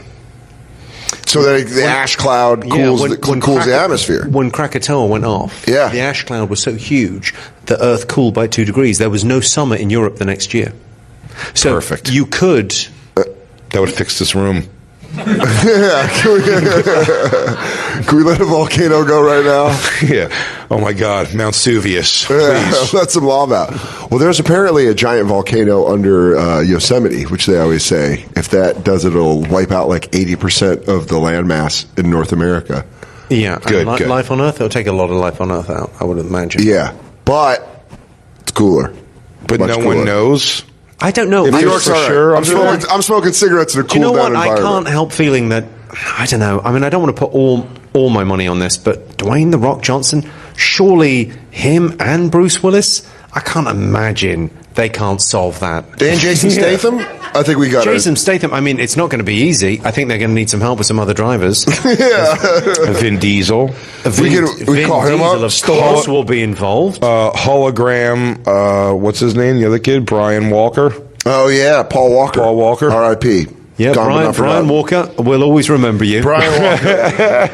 I hope Paul Walker's daughter's listening to the show, punching the steering wheel. No, Yeah. You think she's driving already? Brian- I think she's drifting. You think she hopped behind the wheel Brian already? Walker, never forget. Yeah, never forget. Yeah. Is she driving now? She's drifting. Yeah. She's drifting to school. She's Tokyo drifting to school. Yeah. You go, Could you name? Is there anyone that can name all of those movies? I think no, you get I lost. think it's a different generation, but I think I can do Police Academy. But those movies, I've seen a few of them. Like, you know that weird thing when you're on tour and you go, I'm going to go to the movies because watching a movie in my hotel room seems lame. Yeah. And like I wasted the day. But if I go to the cinema and pay $15 for Diet Coke and some popcorn, You're out and about.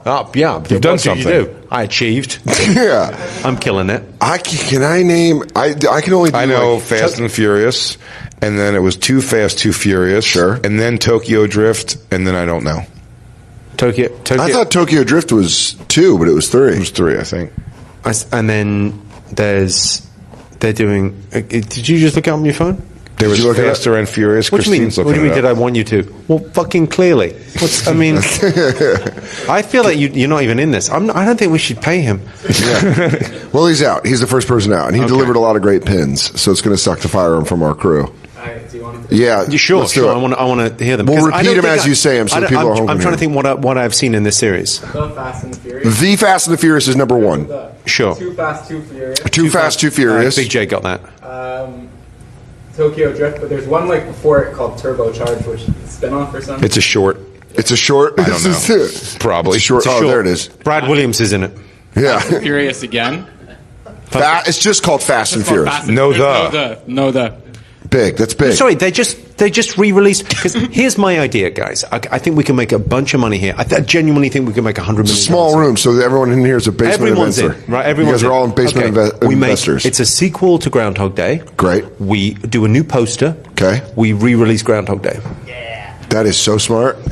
From a marketing standpoint, That's it. good. We re-release it, and then we're ready. Like, if people go to the cinema and they go, "Hey, that's not an old movie. That's the original Groundhog Day," we go, "Yeah, you can have your money back." Yeah, great. Have your money. Have your money back. If you left in the first 10 minutes, have your money back. If Yeah. you watched all the way through, thank you for your $15. Yeah. And goodbye. And you know I what? don't You think take all that's the a novel idea. and here's the best part: you just take all the marketing money and you give that to Bill Murray for him to go do press for it, and people It's go a see the great movie. Yeah, we wanted to recapture the original. Yes. And I really think we did it. Yeah, I mean, we got everyone back. Where you show Memento forward. Oh yeah, show momentum forward is great. But has someone done the Memento? I'm sure it's on the DVD. It's on the DVD. But has someone done the Memento in the right order? Yeah, on the DVD it is. Is it? You can watch it in the right order.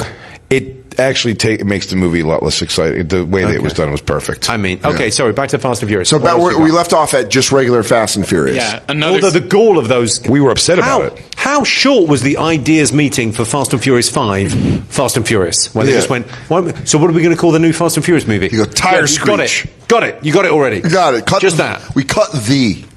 Okay, go on. What else you got? There's another spin-off just called Los Banderos. Yeah, of course. A little bit racist, my friend, but A little okay, bit, go yeah. ahead. Fast 5, then Fast and Furious 6. Fast 5, okay, I can see that sounds good. 6.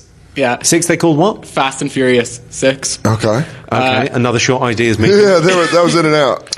The next one, they cut out more shit. It's just Furious 7. Okay. The Furious 7, okay, No, so... Furious. But I Furious get the 7. idea Furious of it. Okay. 7. Then Fate of the Furious with the 8 inside. That's Right, great. That's right. just Fate. good fucking work. That was a good meeting. They left the I heads think held high. do you know what? They only made 7 to get to that. Yeah, they were like, I got an idea. Long game. Well, Real yeah. long game. If there's Okay, there's and a then 8, so there's 8 so far. How There's 8, 9 and 10, they announced them. It's just Fast and Furious 9, Fast and Furious 10. Okay, And then there's the genuinely, Shabs and they Hall. could re-release Yeah. 3 and 4 again as 8 and 9, and would anyone no, care? nobody would know. No one would know. I think I think you're solving the movie industry's need to reboot everything. Someone we just told start out letting out You the ever real seen movies. The Italian Job, is that a huge movie here? Yeah.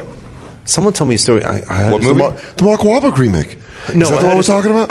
I heard a story from Michael Clang about the idea for the Italian Job. So they made the Italian Job, the movie, and the reason the Italian Job has that ending, Yeah. is because at the time you had to put scripts through the censor in Great Sure. Britain, and you couldn't show thieves getting away with a crime. Okay. So the reason it ends on the cliffhanger with them going off the thing and it just ends there is because they couldn't show them driving off into the sunset with the gold. They could. That was. That's such a distinctly different thing from the UK and the US, where the US is like, bad guys win sometimes, Well, if they're nice. Not back then. I mean, it really was the 1970s before any Okay. bad guys win in a movie. Okay, yeah, before the it didn't anti-hero. happen. Yeah. So that was it. So the idea for the sequel was there was going to be a car chase movie, and it was going to be they were in British cars, British Yeah. sports cars, and the Italian mafia were in Italian sports cars, and they raced through France back to Britain with the gold in the cars. Great. And Michael Caine said he saw the poster. So the movie didn't do well in North America. It did amazingly well in the UK, but in North America, the poster was him and 2 hot chicks. If you look at the original movie poster of that thing, if you Google it, it's like him with 2 hot chicks, and it came out at the time when America there was no porn, so people were watching skin flicks. Yeah. And it looked like a poster for a skin flick. That's great. And it wasn't a family movie, so it didn't open big. People went, I think it's just going to be some naked ladies. The Italian Job sounds Yeah. like, well, I guess it's a hand job. Or Yeah. maybe she uses her mouth. I don't know what an Italian job is, but That's a hand job with marinara. which is as a bigger guy, I imagine your fantasy. No, sure. I'll use anything as a lube. A good gravy. Yeah, I mean, are we talking like an oil base? Yeah, is this tomato? Yeah. We made up for it by we remade the Italian Job with Mark Wahlberg. Yeah, that was Great job. That was pretty bad. The Italian Job. I'm in a car. Now I'm in a small car. That's a very good. We do Mark Wahlberg surprised by Transformers on this show. You see these fucking cars? They're fucking robots out there. They're really robots. We have him going into his bar. That's joyful. I just want more of that. That's, We have guys, him- let's not skirt over this. We have him, Let's do this to death. We have him going into his bar in South Boston, being like, "These robots, they're turning into cars, and then the cars are robots." And like, "Fuck you, Fuck you, Mac. leave, Mac. You Fuck off, Mac. you Hollywood queer." I swear to God, it was a fucking Corvette. I said, "No." Then it turned into a goddamn robot. Do you remember that Volkswagen? Now it's a robot. You gotta listen to me. Why aren't you listening to me? I could have stopped 9/11. You know, he said that in an interview. What? Mark Wahlberg said he could have stopped 9/11 if he was on that plane. I swear to God, look it up. If he's on that plane, He goes, if I was what on would he that have done? flight. Crashed it into the other 2 planes? I don't know. He's pretty confident. He was pretty confident in that interview. He started. Wow. He thinks he would have talked to the plane and turned into a robot. He goes, I need you to turn right now. Do you know Optimus Prime? I'm not fucking kidding. Turn right now. Optimus Prime is a friend of mine. You got to turn into a regular robot and drop into the sea. Yeah, he said he could have kicked there. I mean, I don't know. The 9/11 thing as well. It's like I don't think that ever gets the. I think a lot of people have that fantasy.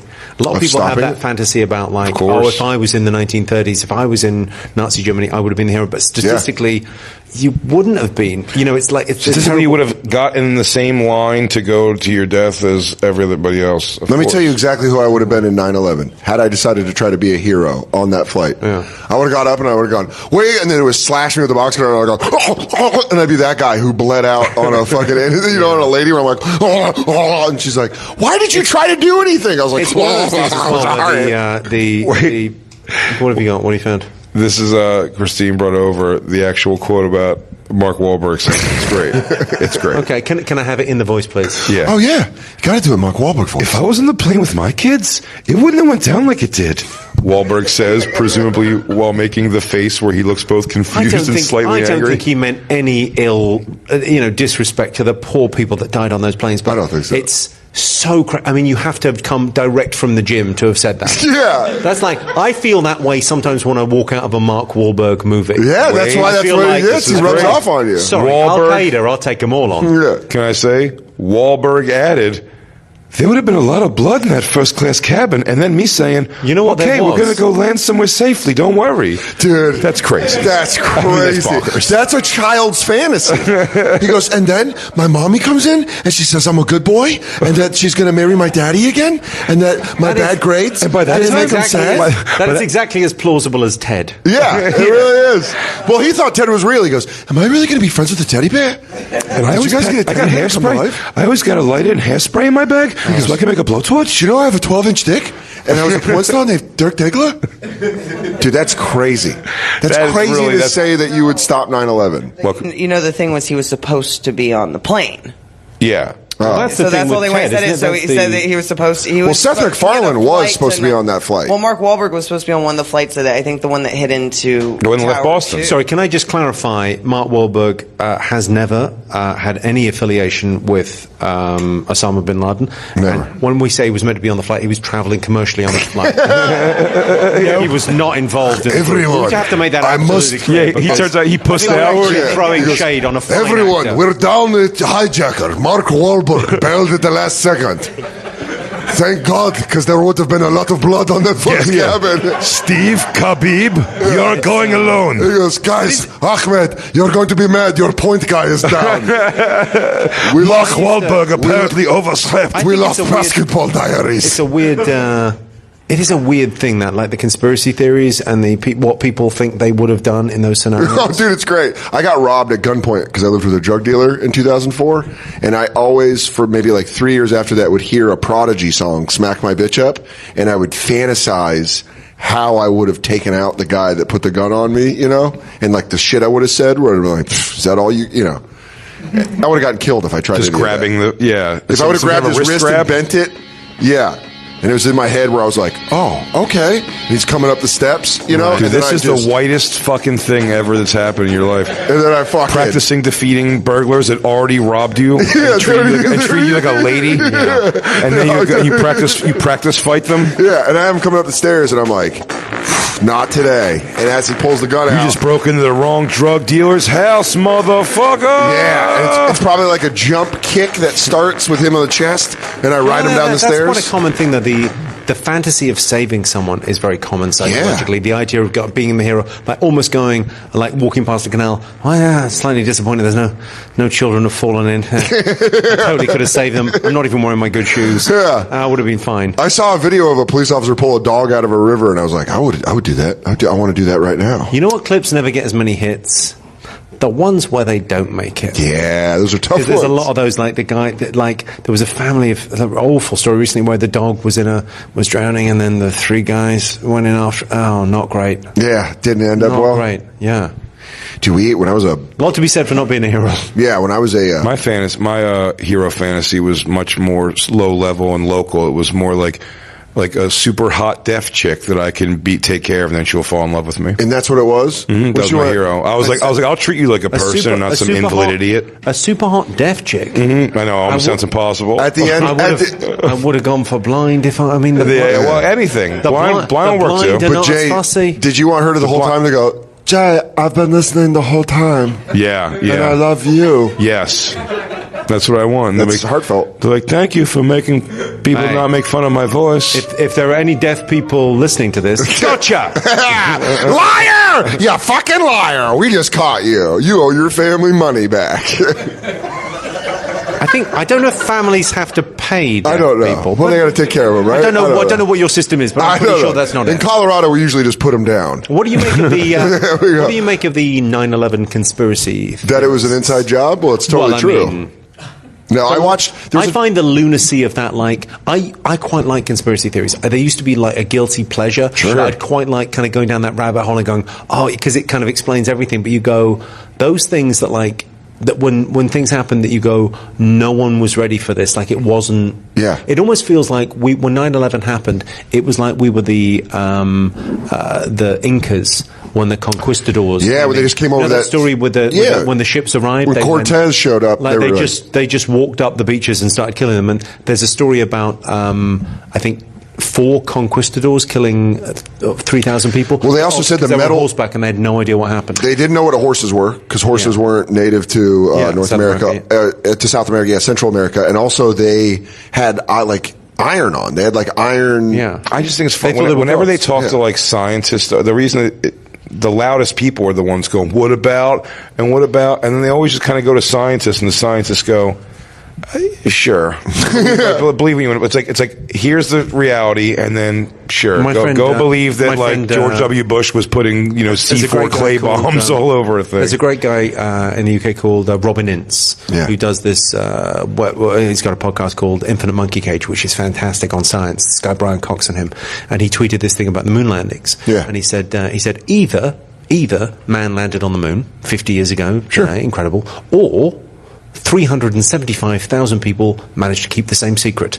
I don't know which one's more impressive. Yeah, that's a good point. It's a really You're like you interesting either thing. made it You're to the gonna moon, go, or you orchestrated people to the greatest team building exercise of all time. Like my favorite thing is the UFOs one, where you go, Yeah. people really believe in UFOs, and you go, there was a Cold War going on, where we were against the Russians and developing military aircraft. Do you really think drones came out 10 years ago? Yeah. Do you really believe the first drones were 10 years ago, and Best Buy were the first thing to get them? And the American military went to Best Buy and went, sorry, you got drones? Can we get some of those? Can we put a gun on We're that? super busy in Afghanistan. All we Can have get is some of these? all we have is pew pew guns. How did you guys get those? Just the military's done. We just fucking. What did you guys? I've been using this to look at my neighbor's pool. Guys, I don't want you to in the Pentagon. They go, I don't want you guys to shit, but I went to Radio Shack, and they got fucking flying robots, dude. There's a documentary called 51. They're keeping aliens in there. No, they're keeping weapons in there. Yeah, exactly. Well, there's the documentary on Netflix called Unacknowledged, and it's kind of a rough watch after like an hour because they start repeating it. But the guy says like alien technology was then taken by the U.S. government and developed, and we have UFOs, and we know all that shit. I love that the response to the 1 million people were signing up to go storm Area 51, and they were just like, you'll be murdered. Yeah. they go, the Air Force is going to murder you if you try to do that. No, yeah, because it's great. It's like the Air Force. Maybe we won't go. They're like, we're going to protect it. So if you think there's aliens, great. But if 1 million people show up to storm this place, we're going to mow you down. But it's like when a girlfriend's threatening to leave because you're in an argument. She's like, I'm going to go. And all she wants you to say is like, don't go. But if you're like, go. She's like, fuck, what? Why? Like, we're going to storm Area 51. They're like, we're going to murder you. And they're like, fuck. He was like, all of us? You can't stop all of us to go, no, we'll figure it out. Yeah. We have drones, dude. We'll figure out how to murder all of You can't kill 100 people, the American military. There's no way you could fucking kill 100 but there's 100 of us. Of untrained conspiracy theorists. Well, killing is Dan's business, and business is good. But if you don't know your numbers, you don't know your business. What's happened to Big J? He's gotten professional. I went to ad read really mode. Changed, He really has. That's the problem growing business systems have. What are you talking about, Big J? There's so many business systems out there. And then you have to get one why would for you bring this up accounting. now? We're talking about conspiracy theories and everything. We're trying to have a good time. Are you a Manchurian candidate? I'm talking. Hey, what is your business? Just tearing apart the government? Well, whatever it is. I just want the best for Manchuria. The Manchurian people deserve the best. The good news is too many resources and too much time is taking up with normal accounting software, and that hurts the bottom line. That's why you need NetSuite by Oracle, the cloud-based business management software that gives you the money and the unneeded headaches by managing sales, finance and accounting orders, and HR instantly from your desktop or phone. Is there any product, any read for reading? No. No. We tried to get a hooked on phonics thing for me. They wouldn't Didn't let work. it do it. That's why NetSuite is the world's #1 cloud business system. Companies that use NetSuite I mean, grow who's the 3 competition? It feels times like they may be the faster. only one. And then your NetSuite growth is 3 times faster than the S&P 500. And right now, I NetSuite know is all of those offering words, you. and I didn't understand what that meant. You don't know about the S&P 500? Oh, it's big. It's big. Do you want to business. grow 3 times faster than it? I do want to go 3 times faster than it. Well, then let NetSuite offer you a valuable insight with a free guide, 7 key strategies to grow your profits. And that is at netsuite.com/CCBF. That's netsuite.com/CCBF to download your free guide, 7 key strategies to grow your profits. Man, what a netsuite.com/CCBF. That sounds like a cool story. There's also another cool story about Alfred Pennyworth. Oh, while we're on conspiracies. Yeah, Albert Tell me more Pennyworth. about this. It's crazy. It's only on Epics. From the world of DC and the creators of Gotham comes Pennyworth. This is actually pretty cool. It's the story of Alfred. Yep. Bruce Wayne's The Epic's original. young Alfred, the butler. Young It's Alfred called- the Butler. Is it? Well, the good news is they finally got the bottom of that ideas barrel. Are you kidding me? In this origin story of the butler of a famous superhero? How isn't that cool? What about? Hang on. Who's the lady that brings the Spider-Man's auntie? Who's Well, the yeah, Aunt May? Aunt Jane's. That's Aunt not. May. This We're is gonna do Aunt May. Aunt This May is the sex DC tape comes out this next is- week. This is the DC world, and That'd be great to make a movie, A Day in the Life of Aunt May. Just watching her It's getting kinda like oranges. Downton. Yeah, she's just hanging. she goes, you know what? She just misses her husband. He got killed. Yeah, it's a farmer's market. She's pretty bummed about it. Sure. Well, What, guys, you've tried this is a these little flat different. Peaches, delicious. This takes place in swinging 60s London when Alfred, charming and ambitious, returns home after serving in the British Special Forces to start a new life As a butler. PTSD really racked him. Fate is forever sealed. He's all after a whacked chance out. meeting with American billionaire Thomas Wayne. This is 60s billionaire. That's crazy money. Two become entangled in a dangerous criminal conspiracy. Wouldn't it be funny if it wasn't about crime at all? It was just him and billionaire Thomas Wayne just be doing swanky like sex parties. Or how and better weird is stuff. it if it was just his training on being a butler? It's just him like how to properly set a table. Butler school? It's just him in butler school. When do you clean the silverware? How do you lay it out? Yeah, how do we lay out the forks? Yeah. Well, from You soldier to always go savior, left to Alfred right. will stop at nothing in the name of service. Pennyworth premieres Sunday, July 28th at 9. 8 Central.